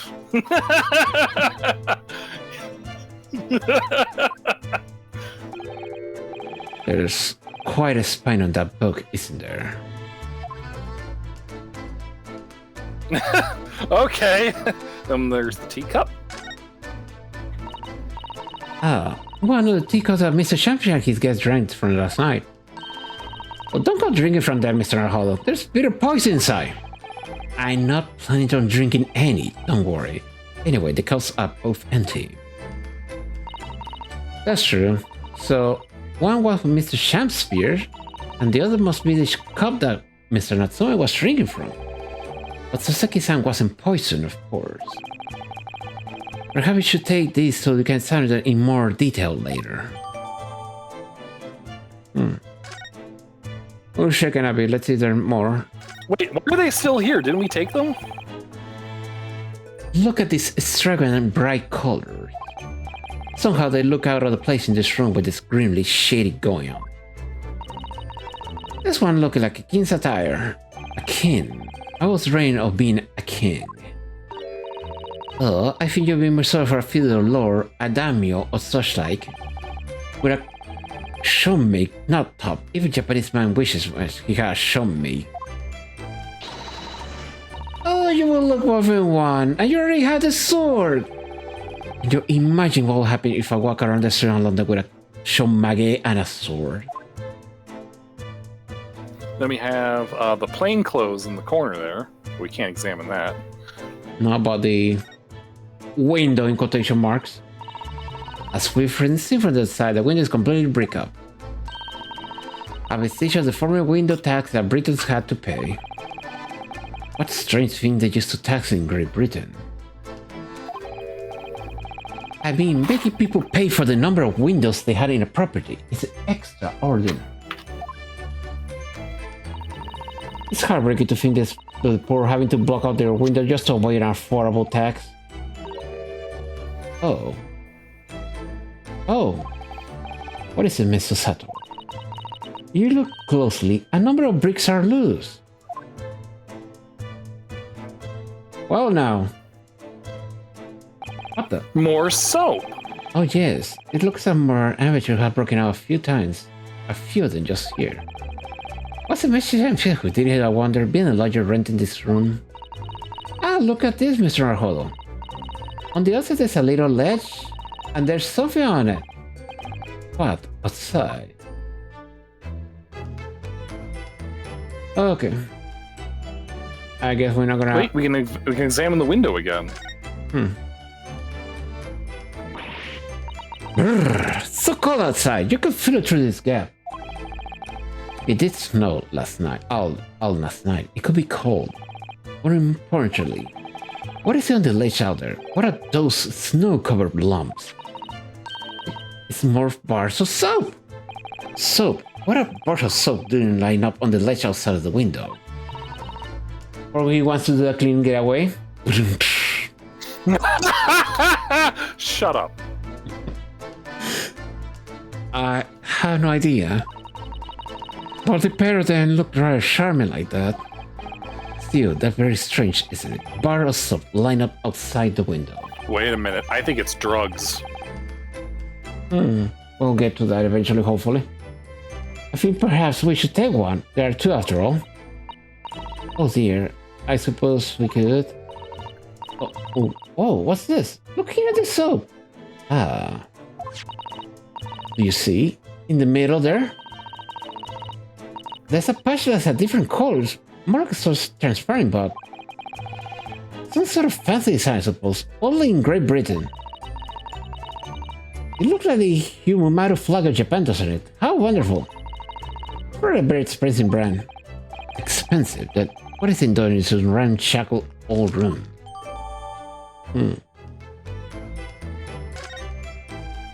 Okay. Let's see. And what about this box? Wait. Yeah, the red box on the wall. No. Wait, what's this? What's this? It looks like a part of an envelope, I think. Yes, I think you may be right. Perhaps he was turned off when the letter was open. Is that significant? Well, it's a little out of place perhaps, when you look around the room. There's no sign of a letter or the rest of the envelope in fact is there. She's right. And yet here we had to turn off envelope. You strike me as unusual. I agree. We will take this just in case.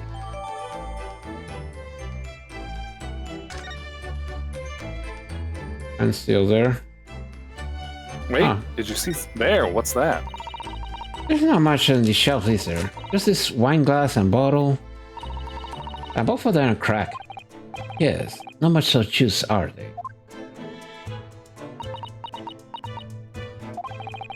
What's the matter?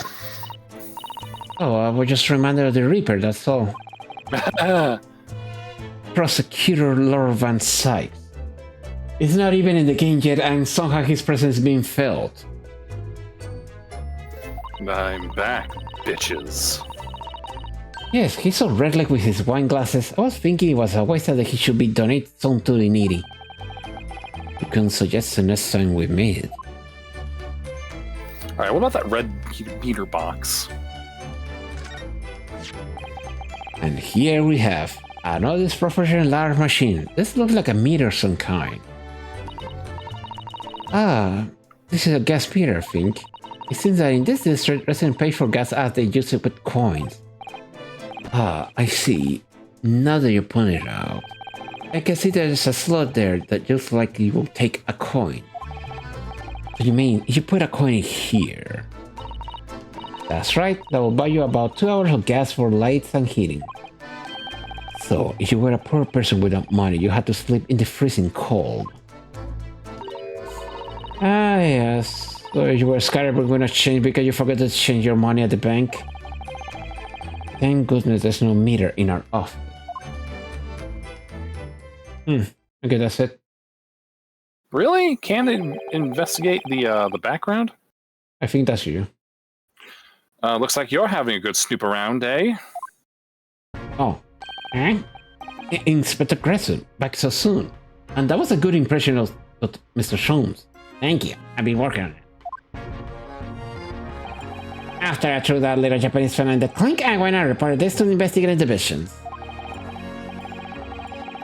In 5 minutes time, this place will be concorded by the yard. Oh, I see. Well, better be leaving then. Or Mr. Natsume will be feeling very low, being back in the cells again so soon. And sure. Oh, he dropped his... Whoa!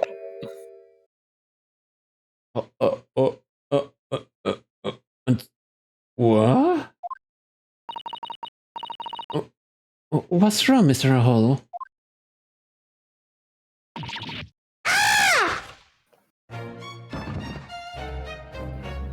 Oh. Looks like... Out, brief candle. Life's but a walking shadow. A poor player.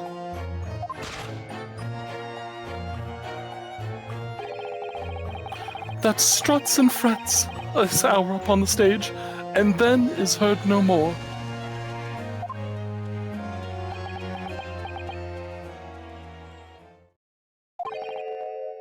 Now, how soundeth the next part?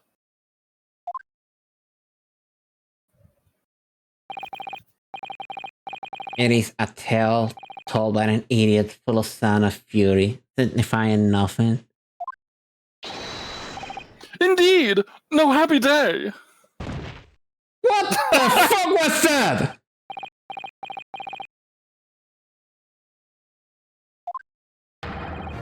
Walking dead!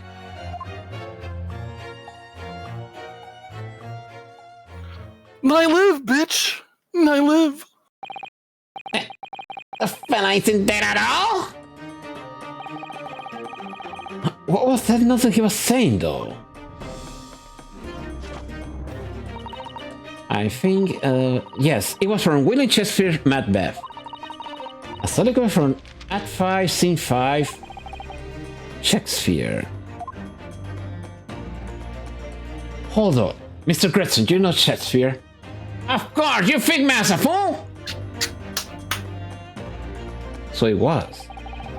The victim, Mr. William Shakespeare, came back to life. If the man had indeed been poisoned, it transpired that it hasn't killed him. He was taken by emergency carriage to a nearby hospital for treatment. And Inspector Gretson evicted us from the scene of the crime.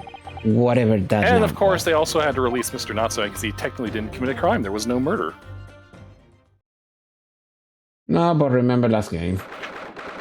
Oh, who's that looking in?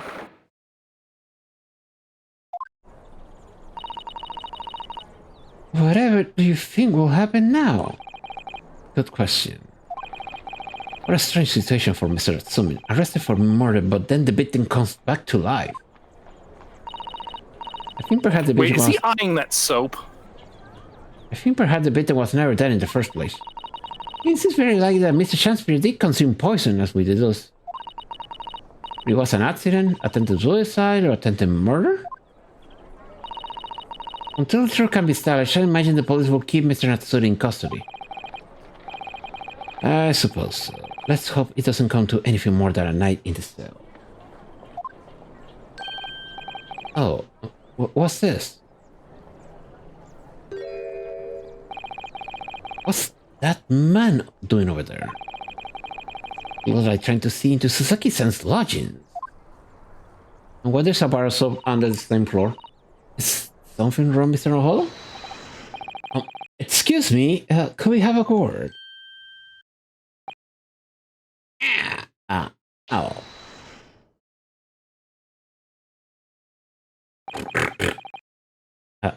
He just ran off. I should have been seeing that man somewhere before. Where was it?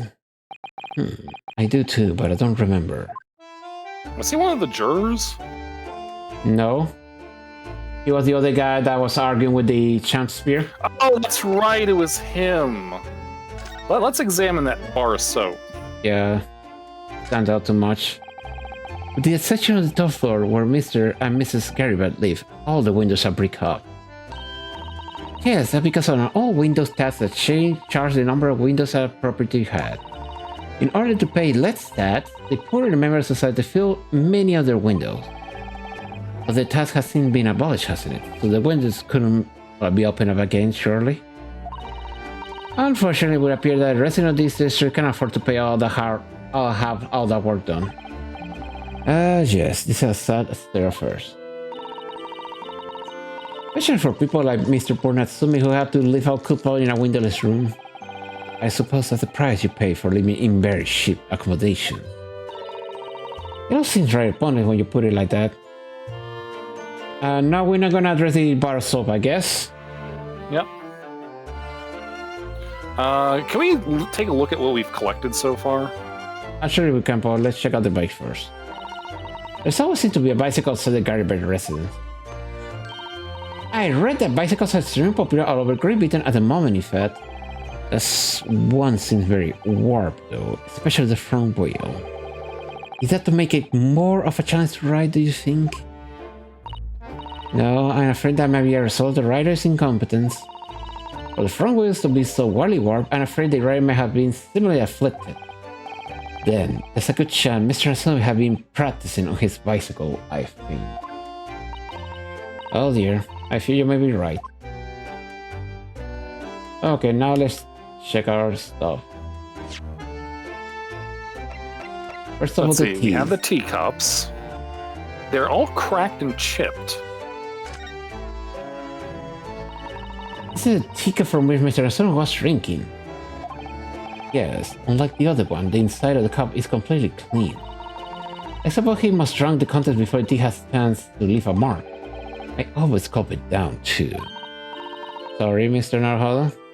Well, if you sip it little by little, it goes cold. Clearly, I had to instruct you in the proper way to take tea.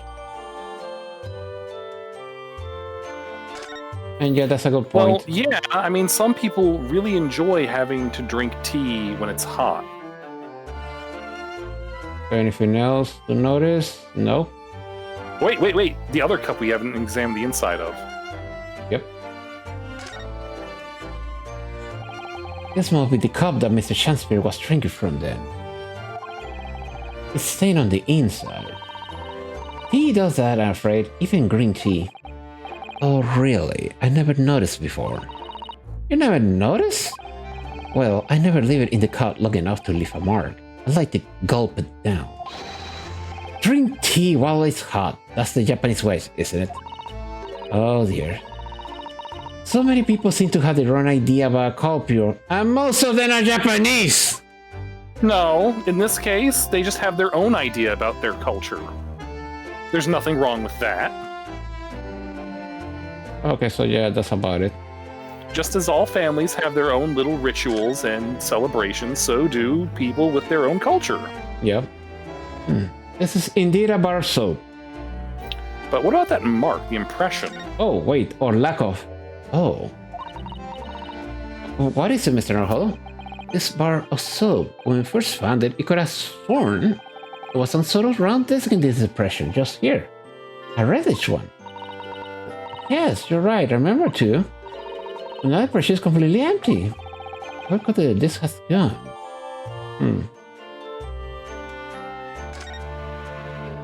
Melted. That's curious. Melted, maybe? Because it was outside after all. Possibly, but we don't know for now. And then...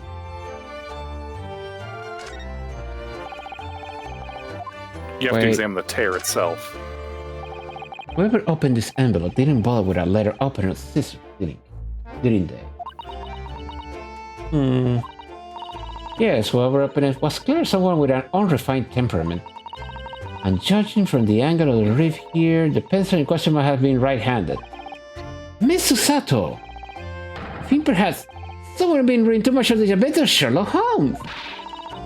You can never read too much, Mr. Naruhodo. Never! Right, anything on the other side? No. Although well, that we don't one learn mark, much about it, but...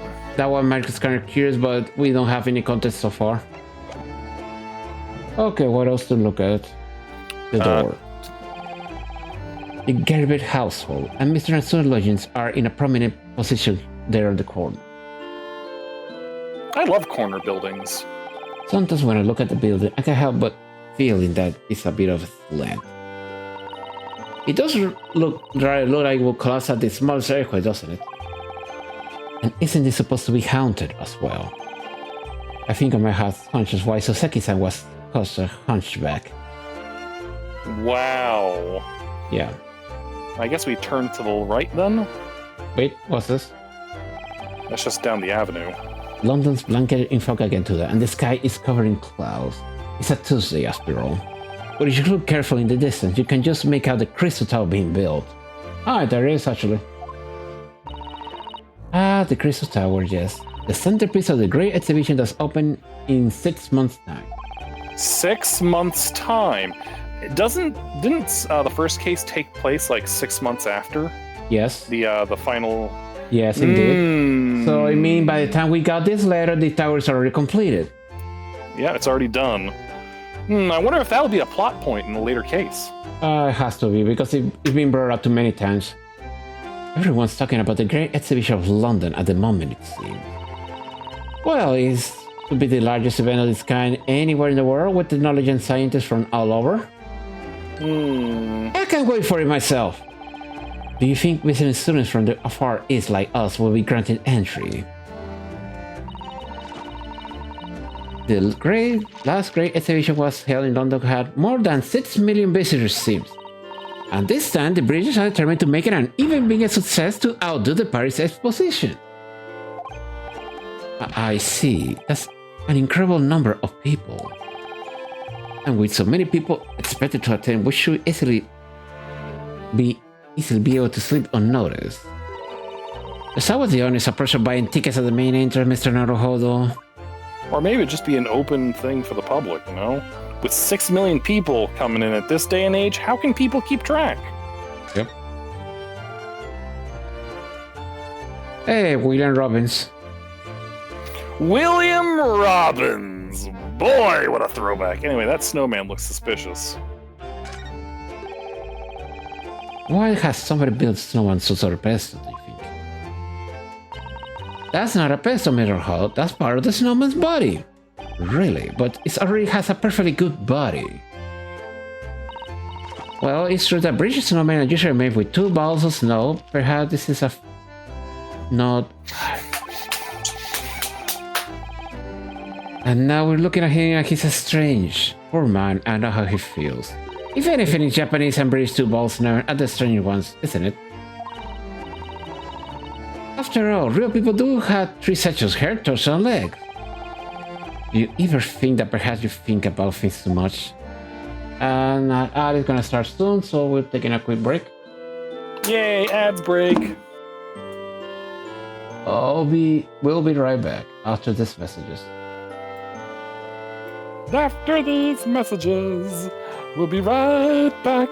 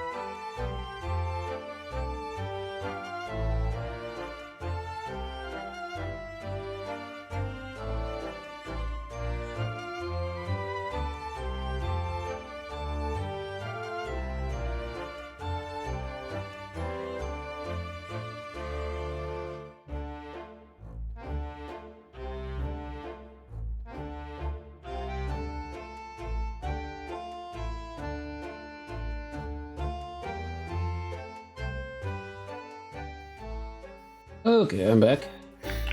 Hey, there you are. Okay, so anything else to look at? I guess not. So Doesn't look like it. Can we go anywhere? I think we can go. Yeah, The we can... Garadeb's room. Yes, the Garibes and prison, but let's check on the Garibes since we're here already. It's just the one, because his wife was already arrested. Arrested for what? For an accident? Well, yeah, the fact that it was an accident doesn't excuse the fact that it happened because of her. Yeah, we You gotta are be again. held accountable for your The actions, my eccentric guy. landlord's eccentric doctor abode. We're here because Mr. Garibes was the one who discovered the incident this morning, don't forget. You chaps, huh? Yes, good morning, sir. Thank you for your cooperation in court yesterday. Was quite a trial. And much of for Mr. Garibes as anyone, really. Came straight by here after the business of the bottle yesterday. Didn't expect to wake up to more bowel nonsense this morning. I wonder if you wouldn't mind telling exactly what happened, Mr. Garibes. Oh, yes, I suppose you'd like to know all about that loss of an actor shop in the ground floor room. Those were exactly Mr. Inspector Gress's words, weren't they?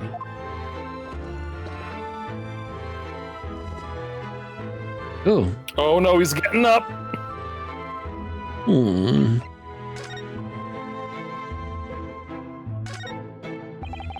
We know what that screen is hiding now.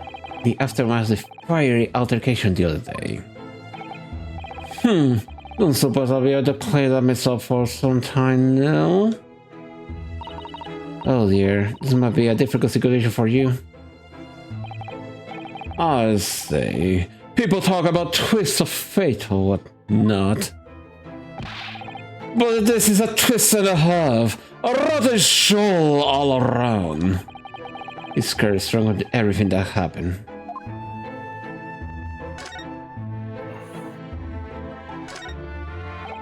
This shop looked they were completely torn away by the whale beast. Remind me of the battle we won, don't you know? Ah, this brings us a seasoned bird. Enemy has us surrounded on all sides. We really thought we were done for, the whole Valley Company. We were taking a real pounding from the cannons, so all we could do was run for our lives. Oh, I thought that story was going in a different direction, actually. Well, the whole experience taught me one thing I can tell you.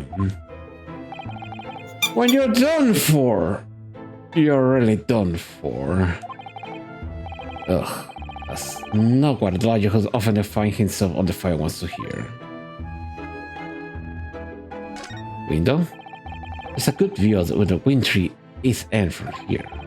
It's an oppressively grey scene. There's really nothing comparable in Japan. And down below, Bright Road, partly blank in snow. And the pavement where poor Miss Green was struck in the back by a knife. Thinking about it, this is the only room in this building that actually has a window to the outside world. Sometimes Great Britain really does seem like a strange land, doesn't it? I suppose our current country seems strange at first. Imagine how an Englishman would feel when arriving in Japan and seeing people with a shomage top knot. Well, that's a good point. That's an impressive collection of cakes on that fancy silver cake can stand there. I'm sure there was a full of cakes one first in particular here as well. Yes, right. Haven't touched it since. Haven't done much of that really since it all happened. Time's really stood still for me, you know. Oh. Time has stood still. Now that's an interesting phrase. I might be able to use that excuse when I'm not supposed to be tidying up the office. You can just tidy up, Mr. Nahodo. You have really loud thoughts, you know.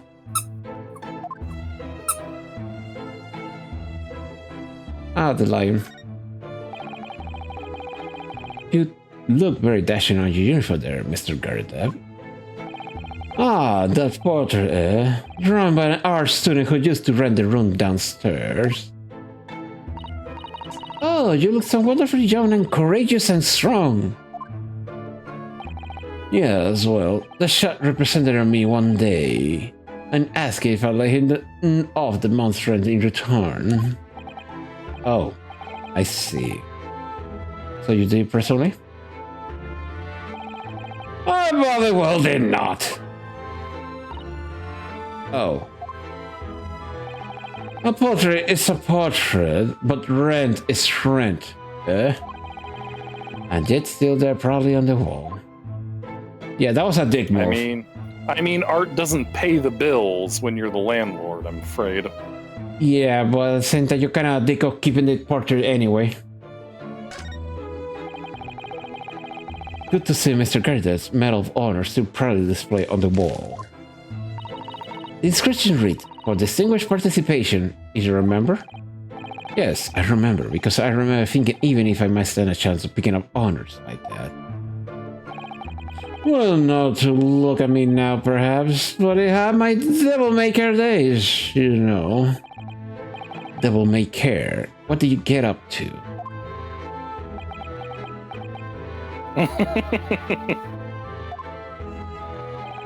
Well, all in the past now, of course. Best to live there. Best not? I want to know now. Okay, what about the silver shells? Ah, yes, those enormous mortar shells. It's quite soft seeing it up close, isn't it? Didn't you say something about firing them into the barracks, Mr. Garrett? Oh, so you remember, do you? Just a little mishap that occurred there in training one day. What are you doing firing your own men? The Captain Bellamy and me.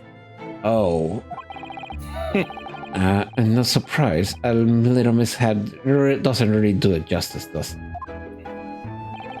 Well, one knows how this little incident went once a hot-headed young private.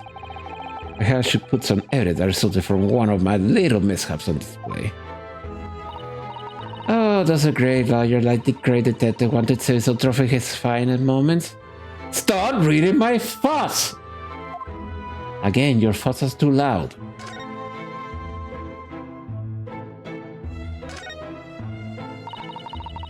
That's your military uniform, isn't it, Mr. Garrett? Well, ceremonial garb, yes. Been hanging on the wall ever since my return to Bash. Not enough to service now, you know. Doesn't mean much to me anyway anymore. You could have the old finish you wanted to. Well, it might suit Lord Van Sykes, perhaps. An overly ostentatious outfit like this could be just what he needs. Very thoughtful, Mrs. Sato. Very thoughtful indeed. We got that imposing cannon. There's a single apron right under this enormous cannon-shaped closed horse. Look. No, Mr. Hull. That's a real cannon. I knew that. I was just testing you. Piece of history, that is. Seen plenty of action on the battlefield, I can tell you. Now the old girl and I just enjoy the peace and quiet returning together. And of course, it got handy if the enemy decided to launch an attack again. Is there a war going on that I don't know about? Well, he does have 2 shells for it. Maybe there's nothing great about this war? We'll see. Ah, books. The books. Oh, a copy of Rand's magazine! The Adventures of Sherlock Holmes is being read all over London. Isn't it wonderful? Naturally, one actual self in such singular detective could really exist. Well, having met the chap is undeniable. He's most certainly singular. Singularly dangerous, that is. That's your pure opinion of you, Mrs. Sato. How it should be reflected in the stories. Make no mistake, Mr. Rahalo, I intend to snuff out the sort of public opinion we just shared personally. I'm starting to see where Mr. Sean's untainted reputation comes from now. Anything about the hearth itself? No. So I guess Nope, that's nothing all. interesting about the fireplace, just a fireplace. Yep. Alright. Time to talk with him. Alright, well, guess we'll talk to him. And that's this morning's incident. It must have been a real shock for you this morning. I heard you would discover what had happened. Oh, well, that hopeless autoshot rises at 5 o'clock sharp every morning without fail. But at 5:30 this morning, he still hadn't lit the gas. So I went down and knocked on his door, but no bally answer. And that's when you broke into his room by kicking it down the door? Well, I called on that round-looking Japanese chap to do the groundwork, of course. Wasn't it a little premature to kick the door down? The man could have been just asleep by half an hour. That's very true, Mr. Ohodo. If 30 minutes of sleeping warranted such behavior, I had to kick your door every morning. You know, better to be safe than sorry and all that. Is it just me or he's avoided our gaze now all of a sudden? I said that it was a sorry situation that you found on the far side of the door. Now, what you can tell us about Mr. Shakespeare? The victim's name is Mr. Shakespeare, I believe. Is that right? Yes, Willie Shakespeare took the ground floor around 3 months ago there. And how would you describe him? In a world, destitute. Destitute? Well, let's face it, the only redeeming feature on that room is the ship rent. Anyone wanted to live in a place like that is either rogue and has a bally screw loose. Too hard to show which category Saseki-san will fall into. Mr. Naruhodo, that's a little rude. Quit reading my thoughts! He was doing research as well. Research? Into what? Shakespeare, of course. Shakespeare. Read a few plays of the old bar myself, you know. Romeo and Hamlet and all that. Oh, there's a feel-good story I'd love to read. Someone do a fan fiction of that. Yes, William Shakespeare is England's most highly regarded classical playwright and author. He's known as Sao in Japanese, as you know, and many of his works have already been translated. It seems incredible that Shakespeare was shortened to Sao, though. Someone was too heavy-handed there. There were a lot of customers in this room, actually, weren't they? Of course, Mr. Asumi is a scholar of English literature as well. I imagine he and Mr. Shakespeare had so much in common. Shakespeare interpretation disagreement leads to shocking murder. Let's hope it's not that. Mr. Naruhodo, really? How rude! Fun fact about William Shakespeare is that he lived in an age where being legible with your handwriting was not all that common. So there was a fun thing about him where he would never really sign his own name the same way twice. Really? Because nobody was really sure how to spell their own name back then. Oh. Wow. Wow. That's why his signature kind of varies between his works, I think. I see, because he couldn't remember how to spell his own name. Wow. He probably just didn't know how to. He just did what he could. After Mitsune trial yesterday, you came straight back here, I believe, didn't you? Did you notice anything strange between then and this morning? Well, no. Must have been about 6 in the evening by the time I got home. Snow was coming down rather heavily, as I remember. It was completely dark already. That failed autoshot was out at the time. Mr. Kirby noticed there was no light from his room or something, I suppose. Couldn't summon the energy for anything much, so I just sat in front of the fire up here. It was after 8 before Shakespeare got back. And the shack was up until 1 in the morning, I'll have you know. Suppose he made his end soon after that. I was asleep by then. So rather in the dark there. Well, thank you. That's very illuminating. They didn't even mention that he's actually not dead. Is everything alright, Mr. Sato? Well, I was just thinking of a little strange, that's all. Mr. Garibet, you were up here in your room all evening, if I understood correctly?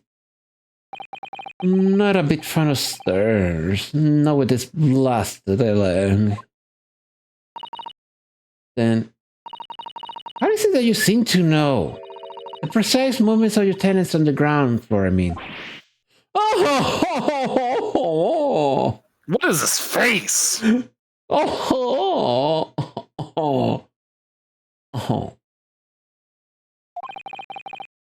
That's a very good point. I can imagine you could hear noises from the ground floor all the way up here. Does this old man like to spoil his tenants, that's it? I say, how rude of you! Why is everyone reading my thoughts? I say, I know what you're thinking. It's about the outrage. An ex-military, don't you know? I'll go around spy on my tenants. Why should I? Then how do you know, Mr. Girl? How do you know? It's the gas, woman. The gas told me everything. That's right, people pay for the gas. The gas?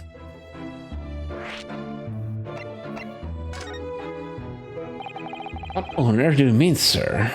How the gas tells you anything, let alone everything? Well, as you're probably aware, gas is supplied to the building by pipes. Yes, I'm more or less aware of that world. Every room in the building is connected by a single pipe to the gas main outlet. The gas company supplies gas to properties via the main. Yes, I understand that too. Let me see, you can explain. Let's say I was to light the gas lamps up here. What do you suppose will happen? Well, obviously the room will get brighter.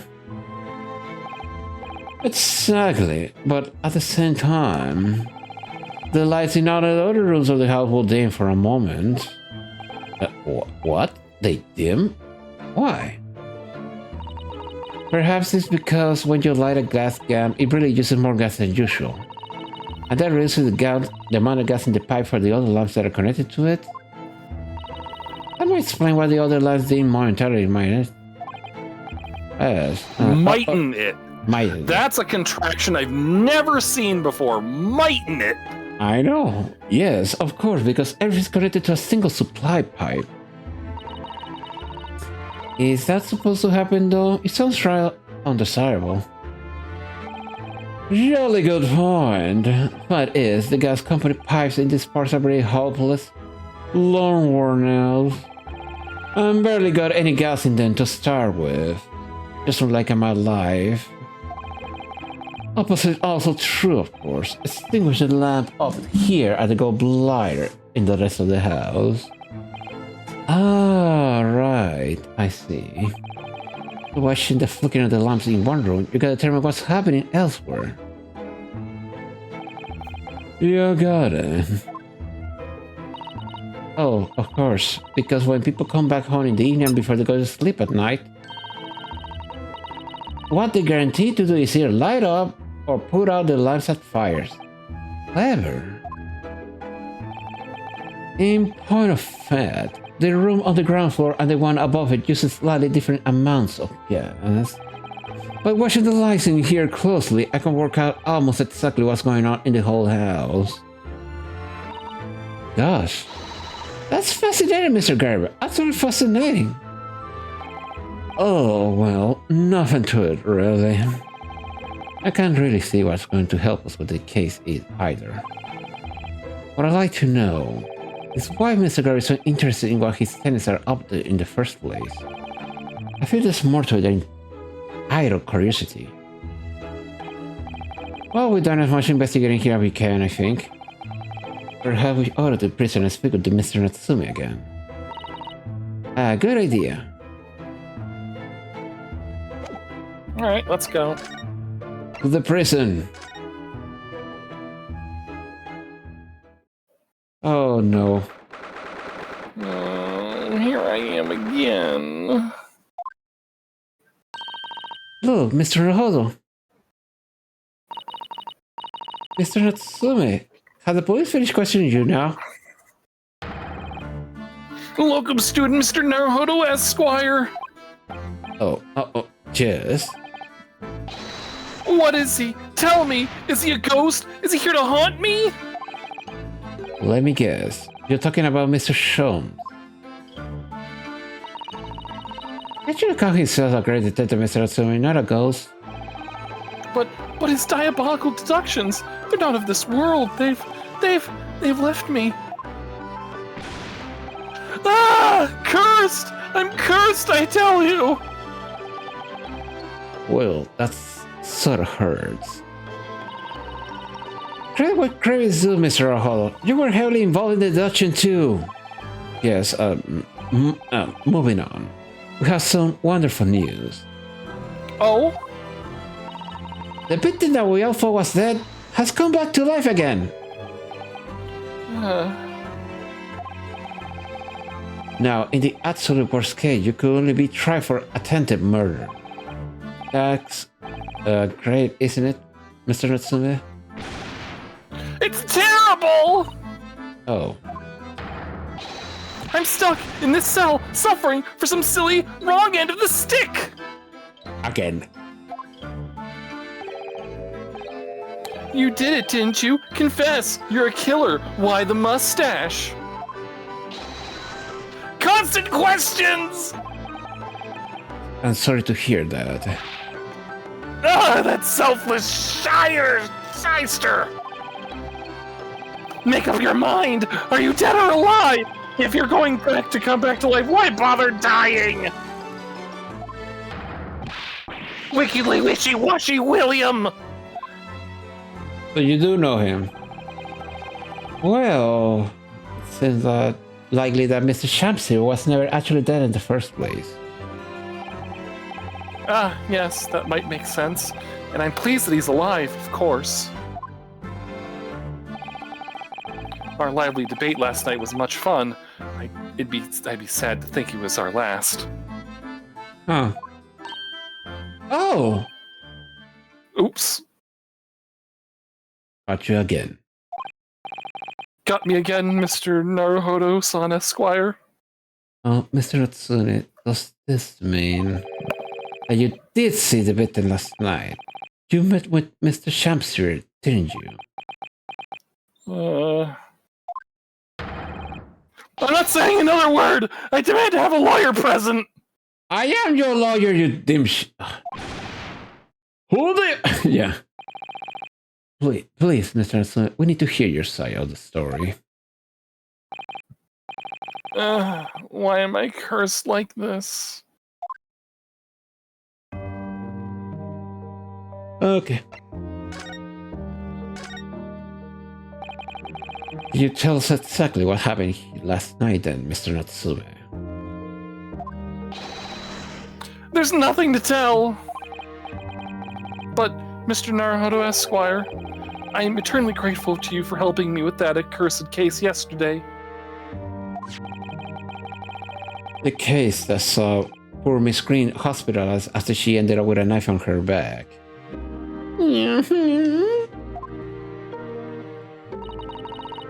It's hard to believe that was only yesterday. After the trial was over, I trudged my weary way back to my lowly lodgings. And that evening at 9:30, it must have been, I visited Mr. Shamspear. So, you did go to the victim's room then?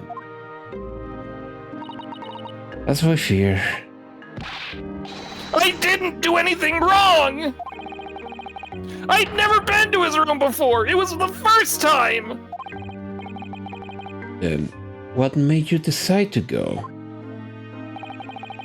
I bumped into him when I arrived back at the house. We got chatting, and it developed into a discussion. But he had to go out, so I bade him farewell. That's I think what Mr. Garbage said, that the victim went out and came back after 8. We met again later that evening at around 9 or just after, when I took him to some nice tea that I brewed as a gift. So it was you who brought the tea that had clearly been drunk at the scene then. And I suppose you were discussing the works of Shakespeare, were you? Yes, that's right. That's exactly right. Romeo and Juliet! Who was the stronger? It was a delightful debate. The stronger what? Fighter? Who knows? And sure. Such a stimulating subject, Shakespeare! And the debate became very heated, and so you slipped poison to Shakespeare's tea? No! Never! Not at all! Team Juliet won! That was me! And when I left his room, the flamboyant fellow was fighting fit, I swear it, categorically!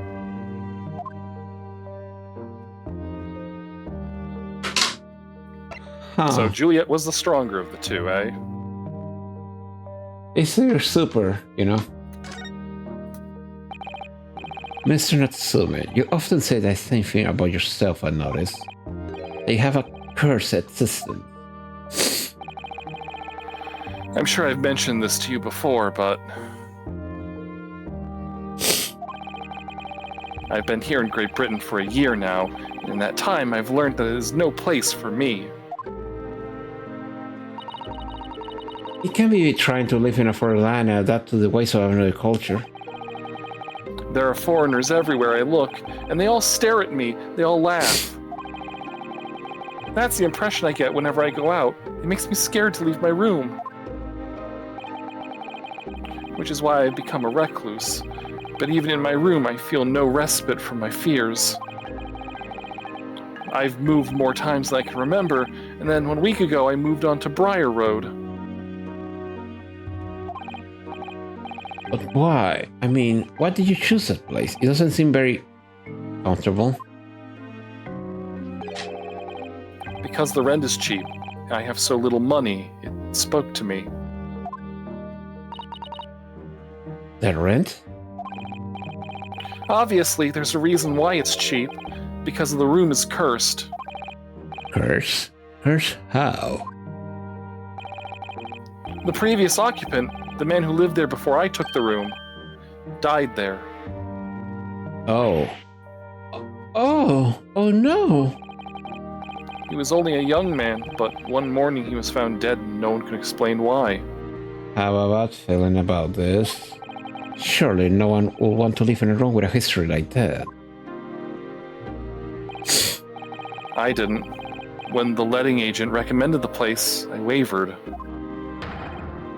But I want books! And books cost money! A horrible history is a small price to pay! When I realized it would mean I could buy more books, I signed the lease like lightning.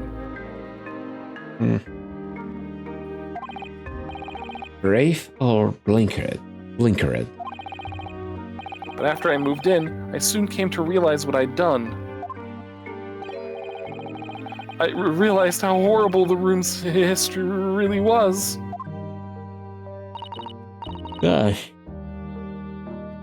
Was it really so awful?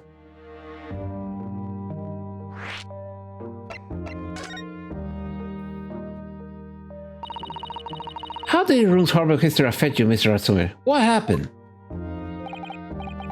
At first, it was just a feeling of beady eyes boring into my back, watching me. Hold on a second. There's something, hold on. Uh-oh.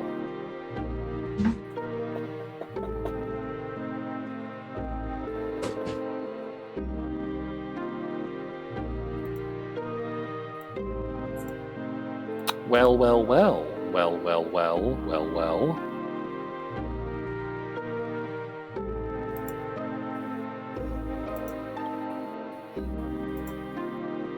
You know, when you say a word so many times, it doesn't sound like a word anymore. Have you ever realized that?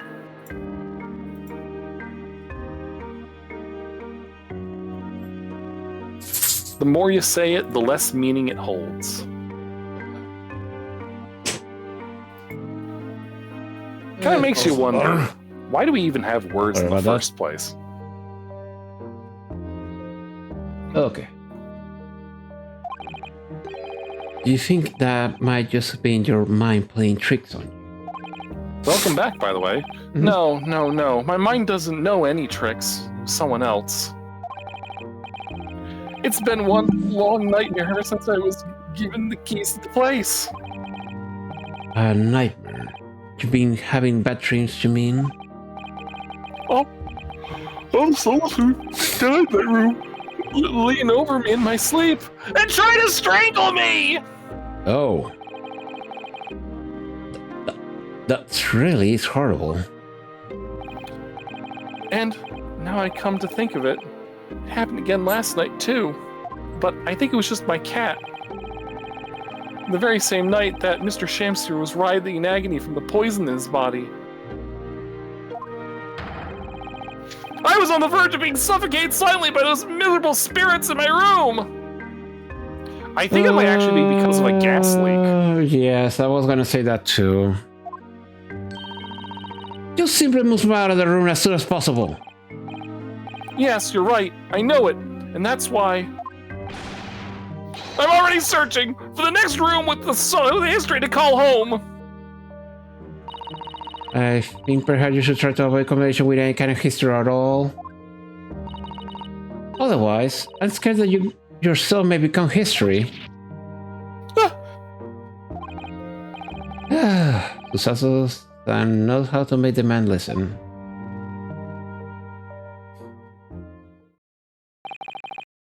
Of course. Mr. Lord of the Manor is worried about the curse on my room as well. Do you mean Mr. Garidev? Yes, he knows that if people keep dying there, he'll never be able to rent it out again. Well, that's true. I, for one, would go near the place. Ah, perhaps. I may explain why the landlord pays so much attention to the gas lamps and his terrace movements. You mean because he's worried about their well-being? He does seem to have an unusually keen interest in the amount of gas in the pipes. There must be a reason why he keeps such close tabs on the occupants of his bedrooms. What do you mean, he pays so much attention to the gas lamps? Oh dear, no, it's nothing to do with you, Mr. Asur. Please forget what I said, everything. Also, please forgive Mr. Naruho here. He has really loud thoughts. He doesn't know what he's thinking about. Oh, now you're talking about me behind my back as well. What's important is that Mr. Chancellor isn't in fact dead at all. While he's coming around, he's able to tell what's happening. We'll be able to get you released. Yes, please. Oh, I do hope you're right. Oh, that's probably you, yep. Yep, it is. Inspector Gretson. I couldn't help out hearing what you said. And on that note, some good news and some bad news. Oh. Alright, let's hear the bad news first. What do you want to hear first? Always, every time, the bad news comes first. When hope is all you have, hold on to it. That's my guiding principle. Right then. In that case, the good news it is. Huh?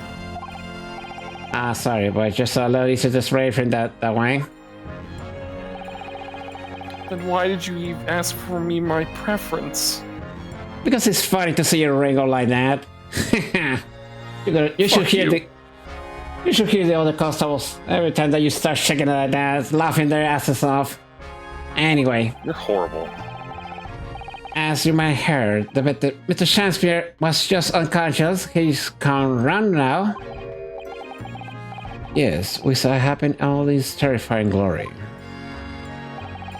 He's still being treated by the doctors, but we managed to get a written statement from him already. Oh, isn't that wonderful, Mr. Atsume? Oh, thank goodness. It's all over then. I can leave this somber cell. Sorry, nope. That's not on the card. What? Why ever not, Inspector? Mr. Shakespeare has implicated someone as being responsible for what happened last night. Implicated someone? Oh dear. You don't mean... I'm sorry to say I do, yes. He pointed a finger at you, Mr. Atsume. Ah! By sweet passion, he seeks to end my life. That wicked caitiff, Soseki Natsume. No! No! I'm afraid you'll be appearing in court as planned. We wanted to make the necessary preparations. No!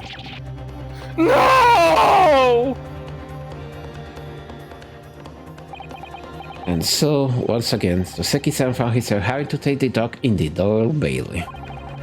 Whether his room was haunted or whether he was just terribly unlucky, I knew I had no choice.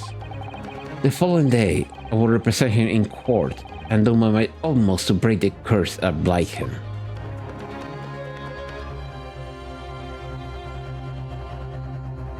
There you go. To be There we go, continued. finally! I was gonna say, geez, it's been so long. We've had plenty of opportunities for it to be continued. Okay, saving.